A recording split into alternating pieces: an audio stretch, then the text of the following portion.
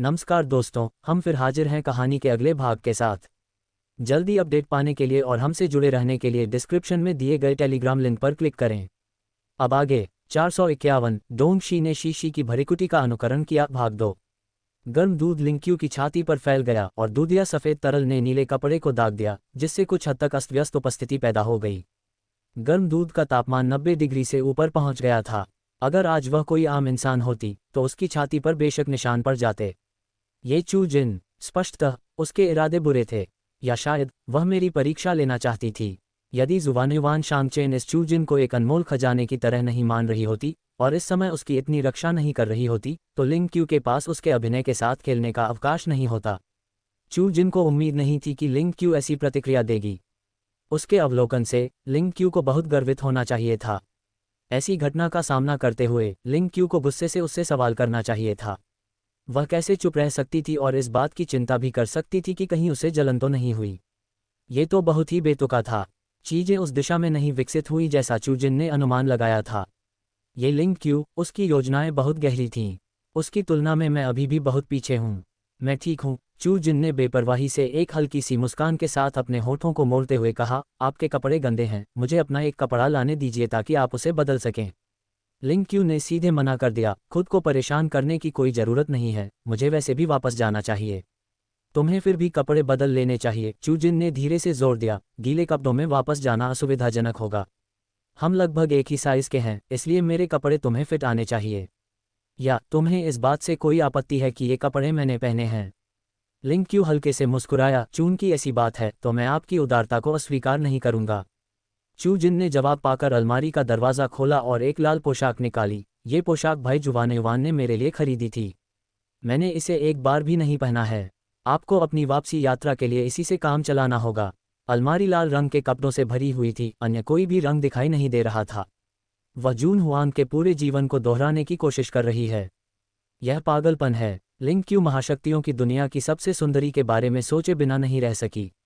उस समय वह सुंदरी महारानी के चित्र को देखकर चकित रह गई थी और उसी क्षण से लाल रंग के प्रति आसक्त हो गई। तब से वह अन्य सभी रंगों को नज़रअंदाज करते हुए केवल लाल रंग में ही दिखाई देने लगी। लाल रंग लगभग उसकी पहचान बन गया था। अब 1000 साल बीत चुके हैं। लोग महारानी के शानदार लाल परिधान को बहुत पहले ही भूल चुके हैं और लाल रंग की आकर्षक सुंदरता को ही प्रथम सुंदरता के रूप में देखते हैं। ऐसा लगता है कि लाल रंग नंबर 1 सुंदरी के लिए बनाया गया है, फिर भी यह ज्ञात नहीं है कि वह एक धुंधली नकल के अलावा कुछ नहीं है। लाल रंग पहनना सचमुच एक चुनौतीपूर्ण रंग है और साधारण दिखने वाले लोग इसकी चमकदार प्रकृति को नियंत्रित नहीं कर सकते। जरा सी भी लापरवाही और वे इसके सामने केवल एक आवरण मात्र बन जाते हैं। और चू जिन, क्या यही वह विचार नहीं है जिसके साथ वह खेल रही है? लिंग क्यू ने ड्रेस स्वीकार कर ली और चू जिन ने प्यार से उसका हाथ पकड़ा और उसे फिटिंग रूम में ले गया। तुम अंदर कपड़े बदल लो, मैं बाहर तुम्हारा इंतजार करूंगा। उसके शब्दों में मना करने की कोई गुंजाइश नहीं थी। ठीक है। लिंग क्यू ने अपने पीछे दरवाजा बंद करते हुए प्रवेश किया। चू जिन दरवाजे के बाहर खड़ी थी, उसके होंठ एक उपहासपूर्ण मुस्कान में मुड़े हुए थे। तो लिंग क्यू एक लचीली मिट्टी से ज्यादा कुछ नहीं थी जिसे दूसरे लोग गढ़ सकें। मैंने पहले भी उसका कुछ ज्यादा ही अंदाजा लगा लिया था। कुछ मिनट बीत गए। लिंग क्यू कपड़े पहनकर फिटिंग रूम से बाहर आए। उसके नैन नक्श तो कुछ खास नहीं थे, लेकिन उसकी गोरी त्वचा लाल ड्रेस के साथ जंच रही थी, जिससे वह बिल्कुल भी बदसूरत नहीं लग रही थी, बल्कि उसे एक अनोखा आकर्षण भी मिल रहा था। दुर्भाग्य से उसके बगल में चू जिन खड़ा था, लाल रंग में मंत्रमुग्ध जैद जैसी सुंदरता। उसकी तुलना में लिंग क्यू को अपनी उपस्थिति का नामो निशान तक नहीं मिल रहा था। जैसा कि कहा जाता है, तुलना के बिना कोई हानि नहीं होती। चू जिन ने उसकी ओर देखते हुए उदासीनता से कहा, कोई आश्चर्य नहीं कि तुम मेरे कपड़े पहनने से हिचकिचा रही थीं। वास्तव में व्यक्ति को वही चुनना चाहिए जो उसे सूट करे। रंग और शैली उतनी मायने नहीं रखती जितनी फिटिंग। ठीक वैसे ही जैसे जीवन में कुछ चीज़ें होती हैं, आप उस चीज़ के लिए नहीं लड़ सकते जो आपकी नहीं है। सबसे महत्वपूर्ण बात है खुद को समझना। उसके शब्द निहितार्थ से भरे हुए थे। लिंग क्यू की मुस्कान ज्यों की त्यों बनी रही। उसने लापरवाही से अपने बालों को झटकते हुए फर्श तक फैले शीशे में अपना प्रतिबिंब देखा। उसकी आवाज़ भी धीमी थी। तुम बिल्कुल सही कह रही हो। गौरय हमेशा गौरय ही रहेगी, चाहे कितनी भी उछल कूद कर लो, वह फीनिक्स नहीं बन सकती। खुद को समझना वाकई बहुत ज़रूरी है। तो क्या तुम खुद को समझ गई हो? जैसे ही उसने आखिरी शब्द कहे, लिंग क्यू की नज़र चू जिन पर पड़ी। उसकी आंखों की गहराई में चमक चू जिन को लगभग जला रही थी। एक कठपुतली मेरे सामने ऐसे दुस्साहसिक शब्द बोलने का साहस करती है। ये कितना दुस्साहपूर्ण है। चू जिन ने उसे खाली आंखों से देखा, कुछ क्षणों के लिए उसके पास शब्द नहीं थे। वास्तव में ये दिखावा भी झूठा है, मुझे लिंग क्यू का मजाक उड़ाने का क्या अधिकार है? गौरैया हमेशा गौरैया ही रहेगी। लिंग क्यू के शब्द दिल पर एक क्रूर आघात थे। मैं कुछ और नहीं बल्कि चू जिन की बढ़ती लोकप्रियता का लाभार्थी हूँ। यहाँ तक कि मेरा नाम भी उसके नाम से मेल खाता है। मैं तो केवल चू जिन का प्रतिस्थापन हूँ। नहीं, मुझे इस दुर्दशा से आज़ाद होना ही होगा। इस दुनिया में दो एक जैसे लोग कभी नहीं हो सकते। इससे पहले कि चू जिन खुद को संभाल पाती, जुवानयुवान शांगचेन बाहर से अंदर आए। उसके हाथ में एक नीला और सफ़ेद चीनी मिट्टी का कटोरा था जिसमें से भाप उठ रही थी। उसके सामने खड़ी दोनों महिलाओं ने ज़मीन तक लंबी लाल पोशाकें पहनी हुई थीं। जुवानयुवान शांगचेन ने नज़रें हटा लीं और चू जिन के पास गया। उसकी आवाज़ गहरी थी, पहले दवा पी लो। ठीक है। चू जिन ने सिर हिलाया, कटोरा लिया और दवा गटक ली। उसकी कड़वाहट देखकर मुंह बनाया। जुवानयुवान शांगचेन ने तुरंत उसे कैंडीड फल का एक टुकड़ा दिया। जागने के बाद से चू जिन रोज़ एक कटोरी ऐसी दवा पीती थी। उसने कभी दवा के असर के बारे में नहीं पूछा और किसी ने उसे कभी नहीं बताया। उसकी अंतरात्मा ने उसे बताया कि जुवानयुवान शांगचेन उसे कोई नुकसान नहीं पहुंचाएगा, उसके दिल में उसके लिए जगह है। उसने उसके साथ अच्छा व्यवहार किया। 452 अच्छी तरह से रास्ता प्रशस्त।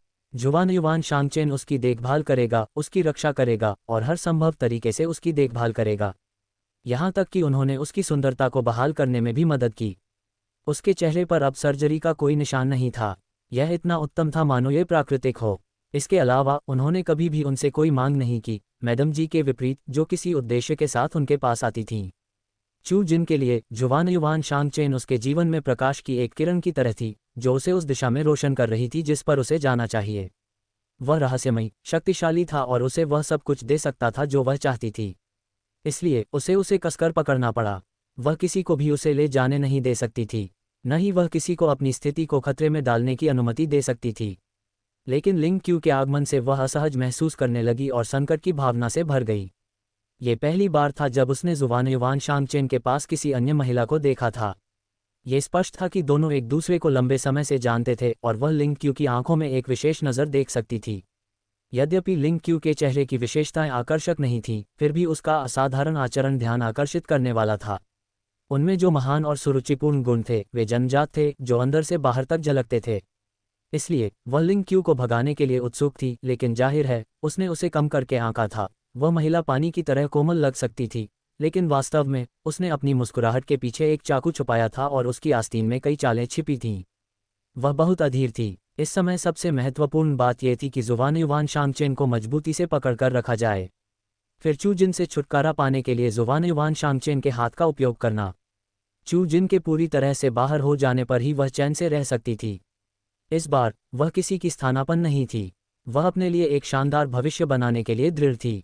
धन्यवाद भाई जुवानयुवान, चू जिन ने जुवानयुवान शांगचेन द्वारा दिए गए संरक्षित फल को लेते हुए कहा और कृतज्ञता व्यक्त करने के लिए अपनी आंखें ऊपर उठाईं। जुवानयुवान शांगचेन ने कुछ नहीं कहा, लेकिन उसके बालों को सहलाने के लिए आगे बढ़ा। उसकी आंखों के भाव उसकी टोपी के नीचे छिपे हुए थे। वहां वे उसके सामने खड़े थे, एक काला और एक लाल। उनमें से एक जैद वृक्ष की तरह खड़ा था, दूसरा सुंदर और आकर्षक। महिला ने अपना सिर थोड़ा ऊपर की ओर झुकाया। उसकी खूबसूरत आंखें बिखरी हुई चमक के साथ चमक रही थीं। उसकी पार्श्व रूपरेखा दोषरहित रूप से परिपूर्ण थी, मानो उसे तराश कर बनाया गया हो। उसकी त्वचा इतनी मुलायम थी कि एकमात्र झटके से टूट सकती थी। उसकी लाल पोशाक खून की तरह तुलना से परे आश्चर्यजनक थी। ऐसा लग रहा था जैसे कोई जाना पहचाना दृश्य फिर से सामने आ रहा हो। ये बात लिंग क्यू की आंखों में चुभ गई। हवा पतली थी, जिससे सांस लेना मुश्किल हो रहा था। वह आज तक उसके साथ थी, लेकिन क्या अब भी वह उसकी नज़रों में किसी विकल्प से कम थी? उसने आशा व्यक्त की कि जुवानयुवान शांगचेन की नज़र में यह विकल्प कुछ और नहीं बल्कि एक ऐसा व्यक्ति है जो उसके साथ टकराव के लिए नियत है। जुवानयुवान, लिंग क्यू के होंठ एक उपयुक्त मुस्कान में मुड़ गए। उसकी आंखें थोड़ी सिकुड़ गईं, अंदर की कड़वाहट को छिपाते हुए। उसका स्वर हमेशा की तरह था, अगर और कुछ नहीं है तो मुझे जाना चाहिए। जुवानयुवान शांगचेन ने थोड़ा सिर हिलाया। हम अपने रास्ते में सावधान रहना, मैं तुम्हें बाहर छोड़ दूंगी, चू जिन ने कहा और वह लिंग क्यू के पीछे चली गई। उसकी आवाज़ धीमी थी। लिंग क्यू ने मना नहीं किया और चू जिन को अपने पीछे आने दिया। वे दोनों साथ साथ विला के गेट से बाहर निकले। इतनी दूर तो बहुत है। लिंग क्यू रुकी और चू जिन की तरफ देखा। उसकी खूबसूरत आंखें शांत और स्थिर थीं, मानो उनके बीच कभी कोई अनबन हुई ही न हो। अंधेरी रात में आग जैसा लाल रंग विशेष रूप से कठोर दिखाई दे रहा था, मानो मृत्यु के बाद के फूल हों जो पापमोचन का मार्ग प्रशस्त करते हैं। पहली नज़र में ये कुछ हद तक डरावना था। हल्की हवा के झोंके से अंतहीन ठंडक फैल गई। चू जिन ने सीधे लिंग क्यू की आंखों में देखा और धीरे से कहा, भाई जुवानयुवान मेरा है। स्वामित्व की अधीर घोषणा। यह असुरक्षा का प्रदर्शन था, और यह अत्यंत असुरक्षा की स्थिति थी। लिंग क्यू की आंखों में एक छिपी हुई घृणा की परत उभर आई जब उसने तारों रहित आकाश की ओर देखा और सोच में पड़कर कहा, रात का ये समय वाकई सपने देखने का समय है। अपना ख्याल रखना। ये कहकर उसने चू जिन को एक फीकी मुस्कान दी, शालीनता से मुड़ी और चली गई। उसका लंबा सा शरीर किसी खिले हुए लाल कमल जैसा था। चू जिन ने उसकी पीछे हत्ती हुई आकृति को देखा। उसके हाथ मुट्ठियों में भींचे हुए थे, उसकी खूबसूरत आंखें दुर्भावनापूर्ण इरादे से भरी हुई थीं। वह लिंग क्यू को यह एहसास दिलाएगी कि अब उसके पास जो कुछ भी है वह सिर्फ एक खाली सपना नहीं है। विला में रोशनी बहुत तेज थी, लेकिन अंततः वह दिल को गर्म नहीं कर सकी। जुवानयुवान शांगचेन अध्ययन कक्ष में खड़ा था। उसकी ठुड्डी थोड़ी सी उठी हुई थी और वह दीवार पर लगी एक पेंटिंग को घूर रहा था। उसकी आकृति कुछ उदास थी। पेंटिंग में एक महिला की पीठ को लाल रंग में दिखाया गया है। उसके काले बाल लहरा रहे हैं, जिससे एक ठंडी आभा निकल रही है। वह रेतीले शहर की ओर अपनी तलवार तान रही है। आसमान खून से रंगा हुआ है। उसके चारों ओर सफ़ेद हड्डियां और लाशों के पहाड़ हैं, जो लाल आकृति के साथ एक तीव्र विरोधाभास पैदा कर रहे हैं। यद्यपि महिला का चेहरा नहीं देखा जा सकता था, फिर भी उसकी आकर्षक आकृति से उसकी अद्भुत सुंदरता की कल्पना की जा सकती थी। पेंटिंग में व्यक्ति पीछे से एक छायाचित्र था। कमरे में मौजूद व्यक्ति भी ऐसा ही था। हुआगुई पाक। चांद शाखाओं पर चढ़ गया। कमरा इतना शांत था कि केवल लड़की की सांसों की आवाज ही सुनाई दे रही थी। चरमराहट। दरवाजा धीरे से खोला गया। ठंडी चांदनी खिड़की से होकर बिस्तर पर आ रही थी, जिससे रात के आसमान के नीचे शुद्ध सफ़ेद चादरों पर उभरे हुए हिस्से स्पष्ट रूप से दिखाई दे रहे थे। एक लंबा और प्रभावशाली व्यक्ति दरवाजे के बाहर से अंदर आया। उसकी तराशी हुई आकृतियां मानो चांदनी के साथ मिश्रित थीं। वह अभी भी उस शुद्ध, धूल रहित सफ़ेद शर्ट पहने हुए था। कदम दर कदम बिस्तर के किनारे जा रहा था और लड़की के सोते हुए चेहरे को देखने के लिए रुक रहा था। उसके मुंह के कोने पर एक अस्पष्ट मुस्कान खेल रही थी। यह एक गर्मजोशी भरी मुस्कान थी। वह आमतौर पर संकोची स्वभाव के थे और बहुत कम ही अपनी मुस्कान दिखाते थे, लेकिन जब वे ऐसा करते थे तो इससे ग्लेशियर पिघल जाते थे और सभी चीज़ें पुनर्जीवित हो जाती थीं। उसके पास ज़्यादा समय नहीं बचा था। उसे चरम यीन की रात आने से पहले रास्ता तैयार करना था। भाग्य ने उन्हें ऐसे समय पर मिलने के लिए क्यों तैयार किया था? मो जिक्सुआन ने एक हल्की आह भरी और फिर हवा में अपने हाथ को हिलाकर एक इशारा किया और एक हल्के नीले रंग की बाधा ने तुरंत पूरे कमरे को घेर लिया। 453। मैं चू जिन हूँ। एक शांत रात, ठंडी चांदनी, हल्के नीले रंग का अवरोध, संतुलित भाव से खड़ा लंबा व्यक्ति, उसकी स्पष्ट रूप से परिभाषित आकर्षक आकृतियाँ, सब कुछ शांत और शांतिपूर्ण है। आदमी ने अपनी आंखें थोड़ी नीचे कर लीं। उसकी निगाहें समझ से परे थीं। इस समय उसकी आंखें केवल उसी से भरी हुई हैं। अचानक बाहर की शांति से तेज हवा चलने लगती है, बिजली चमकती है, गड़गड़ाहट होती है और तूफान बारिश के साथ मिल जाता है। बारिश की बड़ी बड़ी बूंदें खिड़की से टकराईं। हल्की थपकी, थोड़ा तीखा और कुछ हद तक भयानक। जब वह इस यात्रा पर निकलता है तो उसके बचने की संभावना बहुत कम होती है। यह अज्ञात है कि उसे अपना शेष जीवन उसके साथ बिताने का अवसर मिलेगा या नहीं। बाकी का जीवन बहुत लंबा लगता है, फिर भी इतना छोटा। काफ़ी देर बाद वह व्यक्ति धीरे धीरे अपना दाहिना हाथ ऊपर उठाता है। उसकी हथेली में पारदर्शी प्रतीकों की एक श्रृंखला जम जाती है, जो किसी प्राचीन लिपि जैसी लगती है। उनमें एक रहस्यमयी और मौसम से प्रभावित हवा है। उसकी पतली उंगलियां धीरे से उसके माथे को छूती हैं। वे प्राचीन अक्षर धीरे धीरे उसकी भौहों के बीच के स्थान में विलीन हो जाते हैं, उसकी हथेली के केंद्र से गायब हो जाते हैं। जैसे जैसे प्रतीक लुप्त होते जाते हैं, आदमी का रंग पीला होता जाता है। उसके माथे पर पसीने की महीन बूंदों की एक परत उभर आती है, जो गड़ी हुई बर्फ की तरह तीखी होती है। बिस्तर पर लेटी हुई महिला, जो शायद सपना देख रही है, उसके जैद जैसे गालों पर दो उथले गड्ढे दिखाई देते हैं, जो हजारों साल पुरानी बर्फ को पिघला रहे हैं। मास्टर, क्या आप सचमुच ऐसा करना चाहते हैं? लिटिल वाइट किसी समय बीच में आया और सावधानी से बोला। इस समय उस आदमी की मूल रूप से गहरी और ठंडी फीनिक्स आंखें लाल रंग की भयावह छाया में बदल गई हैं, जिन्हें देखना डरावना है, और उसके पूरे शरीर से एक भयावह आभा निकल रही है जो किसी को भी उसके पास जाने से रोकती है। सफ़ेद बाघ, प्राचीन आत्मिक प्राणियों में से एक होने के नाते, मन और आत्मा से उस व्यक्ति के साथ एकाकार हो सकता है जिससे वह बंधा होता है। हालांकि चू जिन नामात्र का उसका स्वामी है, लेकिन मो जिक्सुआन ही वास्तव में उससे बंधा है, इसलिए वह जानता है कि मो जिक्सुआन ऐसा क्यों कर रहा है। ये सुनकर मो जिक्सुआन बिना बोले उस पर नज़र डालता है। उसकी हथेली के नीचे के प्रतीक का रंग धीरे धीरे फीका पड़ रहा है। गुरुजी, लिटिल वाइट मो जिक्सुआन के पैरों के पास जाता है, उसकी ओर देखता है, उसे याद दिलाता है, अत्यंत यीन की रात तक केवल एक दिन बचा है। ऐसा करने से आपकी साधना 100 वर्ष कम हो जाएगी। ऐसे समय में अपनी साधना शक्ति को नुकसान पहुंचाना उसके लिए अत्यधिक अतार्किक था। वह व्यक्ति शांत बना रहता है, उसकी हथेली के नीचे प्रतीकों की श्रृंखला एक मोहर में बदल जाती है और अंततः चू जिन की भौहों के बीच के स्थान में लुप्त हो जाती है। लिटिल वाइट ने धीरे से आह भरी, अब तक इतना कुछ कहने के बाद अब और कुछ कहना उचित नहीं समझा। इन क्रियाओं को पूरा करने के बाद मो जिक्सुआन धीरे धीरे घूमता है, उसकी नज़र खिड़की के पास प्राचीन कोंगहों पर पड़ती है। वह आगे बढ़ता है, तारों पर हाथ रखता है और तुरंत ही उसकी उंगलियों से मंत्रमुग्ध कर देने वाला संगीत फूट पड़ता है। एक खूबसूरती है, देखते ही देखते अविस्मरणीय। उसे देखे बिना एक दिन भी दिल में पागलपन सा है। फीनिक्स आसमान में ऊंचा उड़ता है, वह फीनिक्स की तलाश में दुनिया भर में घूमता है। अफसोस, वह प्यारी महिला पूर्वी दीवार के पास नहीं है। फीनिक्स, फीनिक्स, अपनी भूमि पर लौट आओ, अपने साथी की तलाश में चारों समुद्रों को पार करो। ये प्रसिद्ध प्राचीन गुकिन राग है, फीनिक्स सीक्स फीनिक्स। लंबी आकृति और कोंगहो एक साथ चांदनी में नहा रहे हैं। शीतल, कठोर तारों पर उनकी सुस्पष्ट उंगलियां एक अद्भुत सुंदर दृश्य निर्मित करती हैं, जो आंखों को अत्यंत सुखद लगता है। दुर्भाग्यवश, सो रही लड़की ने ऐसा मधुर संगीत कभी नहीं सुना। उसके बगल में बैठा छोटा वाइट पूरी तरह से आश्चर्यचकित था। यदि यह गलत नहीं था, तो कोंगहो प्राचीन महारानी का अवशेष था। जब कोंगहो गाता है, तो आश्चर्य प्रकट होते हैं, ड्रैगन और फीनिक्स नृत्य करते हैं। ये केवल दुख की बात है कि जो खेल रहा है वह अग्नि स्नान करने वाले रक्तवंश का नहीं है, इसलिए नृत्य करने वाले ड्रैगन और फीनिक्स अपनी उपस्थिति से शोभा नहीं दे सके।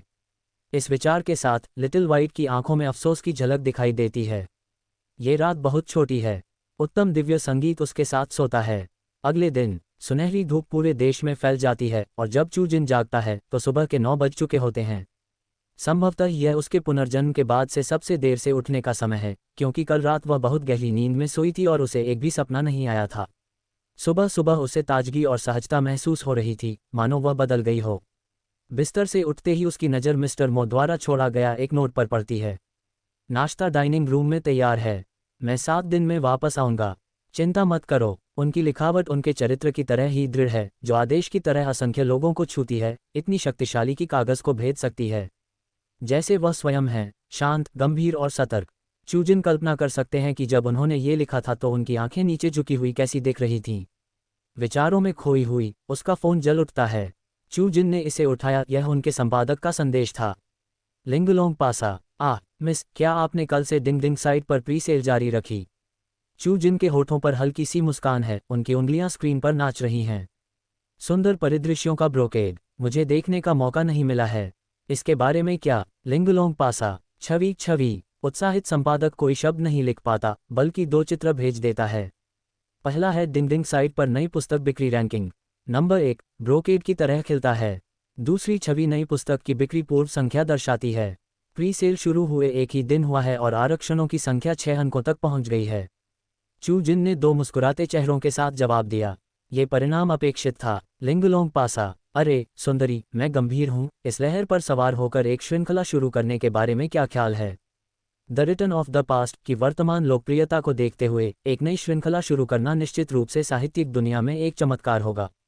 अतीत की वापसी अब साहित्यिक हलकों में एक मिथक बन गई है। हाल के दिनों में चाहे संपादकीय विभाग हो या प्रकाशन गृह, सभी प्रकार के साहित्यिक हलकों में उनकी चर्चा हो रही है। हर कोई इस बात को लेकर उत्सुक है कि किस तरह का व्यक्ति इतना सुंदर गद्य लिख सकता है। कुछ लोग तो ये भी अनुमान लगा रहे हैं कि क्या the return of the past किसी बुजुर्ग व्यक्ति की कृति हो सकती है, या शायद कोई ऐसा व्यक्ति जो 40 के मध्य में हो। आखिरकार केवल वही व्यक्ति जिसने जीवन का बहुत अनुभव किया हो ऐसी गहन अंतर्दृष्टि व्यक्त कर सकता है। उन्हें क्या पता था कि पर्दे के पीछे की अतीत की वापसी एक 20वीं उम्र की लड़की से ज़्यादा कुछ नहीं थी। हर बार जब यह विषय सामने आता तो संपादकों को एक गहरी उपलब्धि का एहसास होता और लेखक की निजता का सम्मान करते हुए वेबसाइट व्यक्तिगत जानकारी का खुलासा नहीं करती।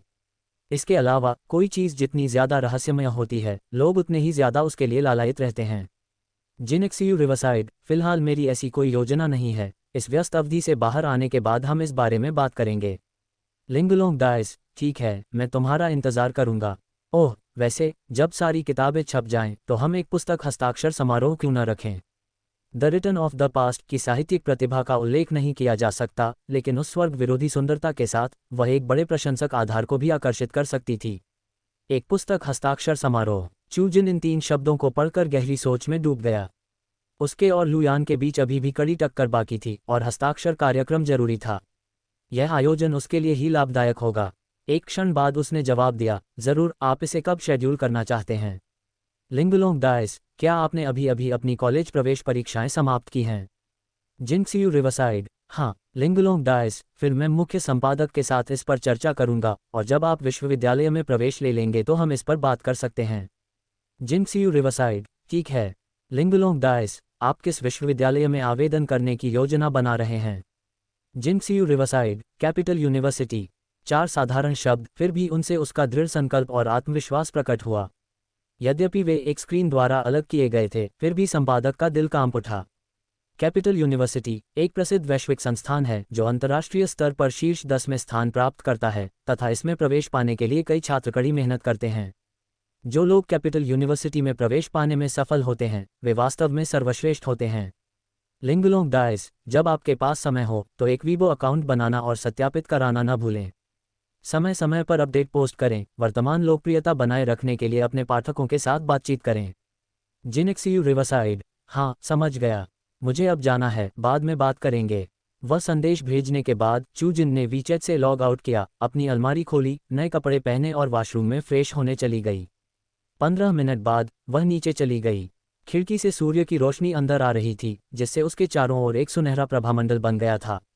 अलौकिक, शांत, एक 18 वर्षीय लड़की जिसका चेहरा मेकअप से मुक्त है, किसी भी त्वचा देखभाल उत्पादों से अछूता है। उसकी त्वचा जमी हुई चर्बी की तरह चिकनी, लाल रंग के स्पर्श के साथ गोरी, प्राचीन सफ़ेद जैड की तरह शुद्ध और दोषरहित। अपने जीवन के प्रमुख समय में इस कहावत को साकार करती है कि युवा एक संपत्ति है।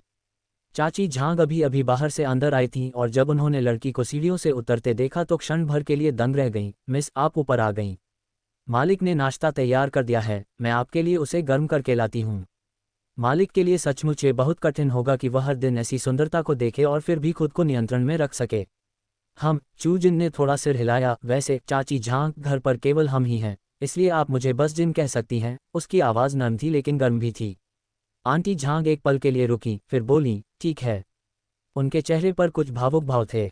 नाश्ते के बाद चू जिन हुआगुई पार्क से निकलकर एक छाता पकड़े हुए चौराहे की ओर चल पड़ी।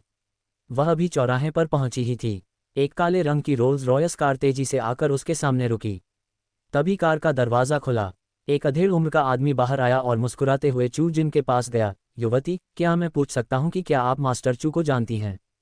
क्या वह यहाँ अपना भाग्य बताने वाला स्टॉल लगाने आए हैं? लगभग 45 वर्षीय इस व्यक्ति ने पारंपरिक लंबा गाउन और पैंट पहन रखा था तथा पैरों में चमकदार चमड़े के जूते थे जो सूर्य की रोशनी में चकाचौंध कर देने वाली रोशनी को प्रतिबिंबित कर रहे थे। ऐसे तपते मौसम में वह इतनी कसकर लिपटा हुआ था कि कोई भी सोच सकता था कि कहीं उसे गर्मी तो नहीं लग रही थी। चू जिन ने उसे एक हल्की सी मुस्कान दी। यह मैं हूँ। उन 3 सरल शब्दों में वजन था। ये सुनकर अधेड़ उम्र के आदमी ने अविश्वास से उसकी ओर देखा। क्या तुम मास्टर चू की सहायक हो? अफवाहों के अनुसार मास्टर चू को दिव्य शक्ति प्राप्त थी। वे जीवन और मृत्यु की भविष्यवाणी कर सकते थे और यहाँ तक कि नरक के राजा के हाथों से लोगों को छीन भी सकते थे, जिससे वे एक बहुत ही रहस्यमय आत्मा साधक बन गए। यह एक किशोरी कैसे हो सकती है? हालांकि सभी ने कहा कि मास्टर चू काफ़ी युवा थे, लेकिन निश्चित रूप से इतने युवा नहीं थे। क्या ये लड़की अभी 18 साल की भी हो सकती है? खुद को मास्टर चू कहने पर कौन इस पर विश्वास करेगा? चू जिन ने अपना संयम बनाए रखा और शांति से बोली, मैं चू जिन हूँ। क्या तुम्हें मुझसे कुछ चाहिए? तुम कह रही हो कि तुम मास्टर चू हो। अधेड़ उम्र का आदमी हंसा। छोटी बच्ची, क्या तुमने हाई स्कूल पास कर लिया है? इस साल तुम्हारी उम्र कितनी है? ये छोटी सी लड़की कौन थी जो मास्टर चू बनकर यहाँ आई थी? ऐसा इसलिए होगा क्योंकि उन्हें अपने शिक्षकों से पर्याप्त गृहकार्य नहीं मिलता। क्या उन्हें अपने बड़ों का आदर और छोटों से प्यार करना नहीं आता? एक बुजुर्ग व्यक्ति को, जो अभी बूढ़ा नहीं हुआ था, धोखा देने के लिए। खुशकिस्मती से वह अभी बूढ़ा नहीं हुआ था और सही गलत में फ़र्क कर सकता था। कहा जा रहा था कि मास्टर चू बहुत दिनों से इस चौराहे पर नहीं आए थे। उन्हें लगा कि क्या आज उनसे मुलाकात हो पाएगी। मैं वास्तव में मास्टर चू हूँ, जैसा आपने कहा, असली होने की गारंटी है। चू जिन ने एक भान को थोड़ा ऊपर उठाया। चाहे आप इस पर विश्वास करें या नहीं, यह आपका व्यवसाय है। ये सब भाग्य पर निर्भर करता है। 454 अत्यंत रात्रि 1। वह उदासीनता से बोली, लेकिन उसकी भौहों और आंखों के बीच आत्मविश्वास भरा भाव था।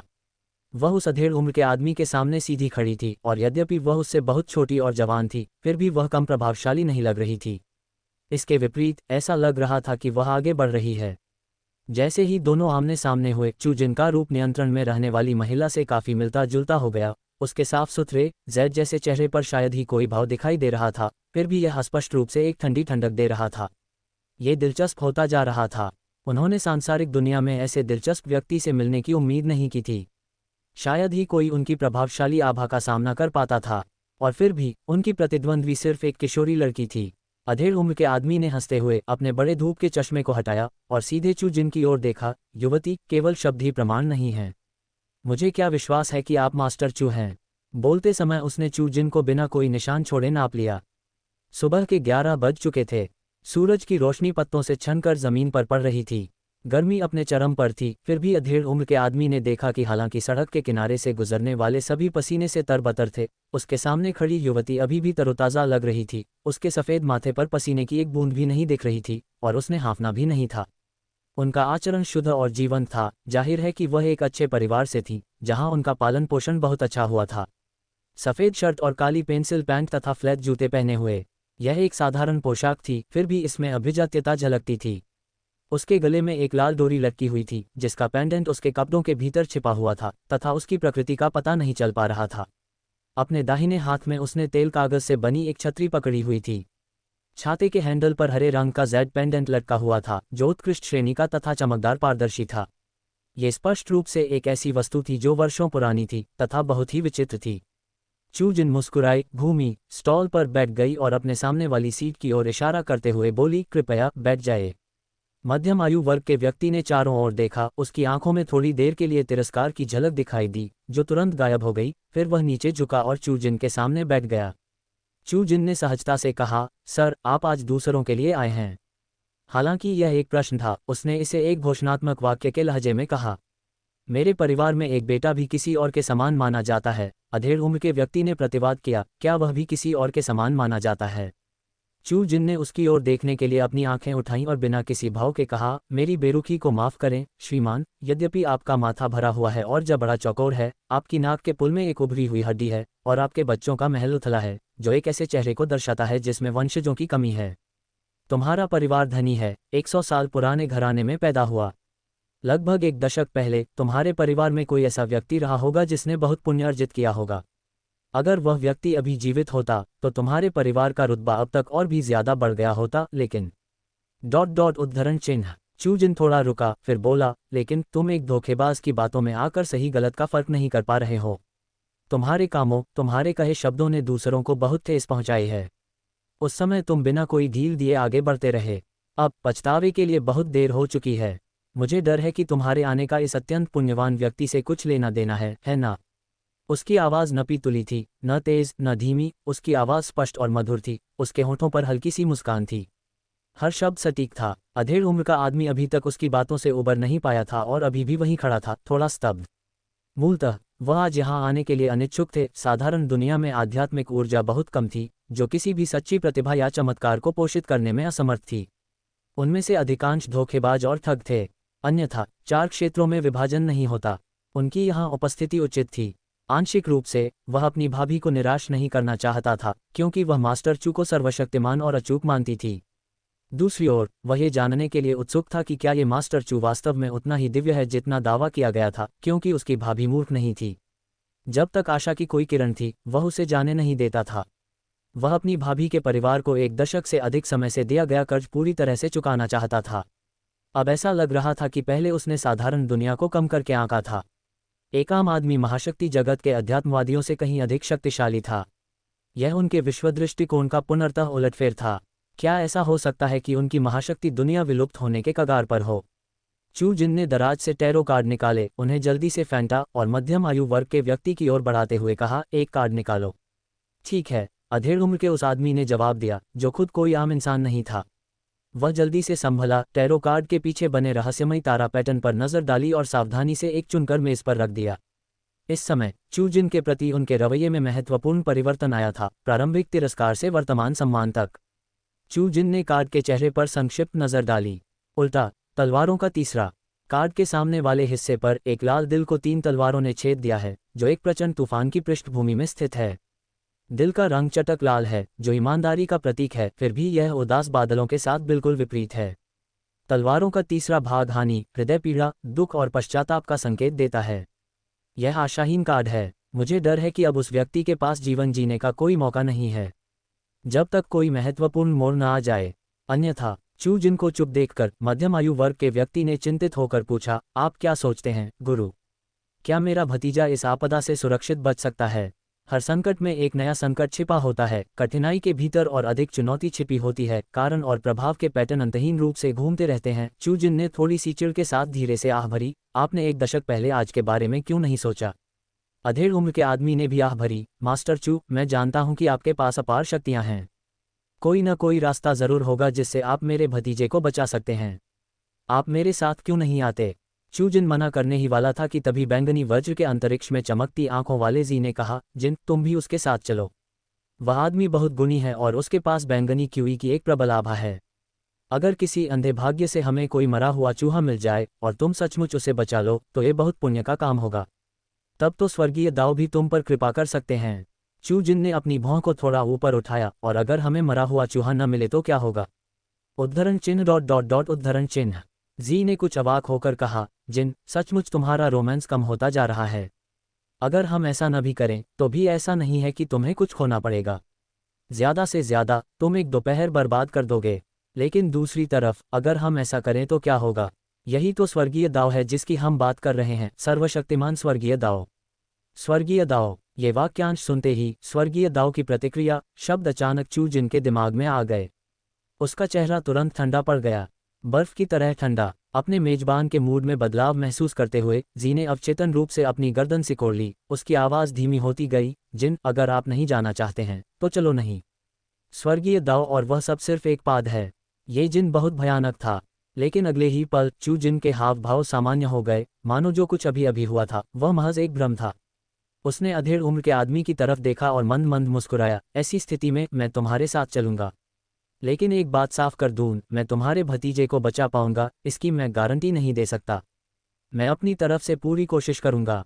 हाँ हाँ हाँ। मध्यम आयु वर्ग के व्यक्ति ने उत्सुकता से सिर हिलाया। उसकी पहले से धुंधली आंखों में आशा की एक चमक चमक उठी। मास्टर चू, कृपया मेरे पीछे इस तरफ आइए।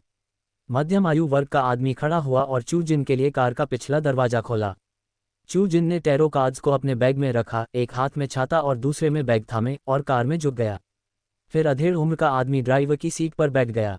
बिना किसी समर्पित ड्राइवर के रोल्स रॉयस के विस्तारित संस्करण को चलाते हुए इस व्यक्ति के पास निश्चित रूप से एक कहानी थी।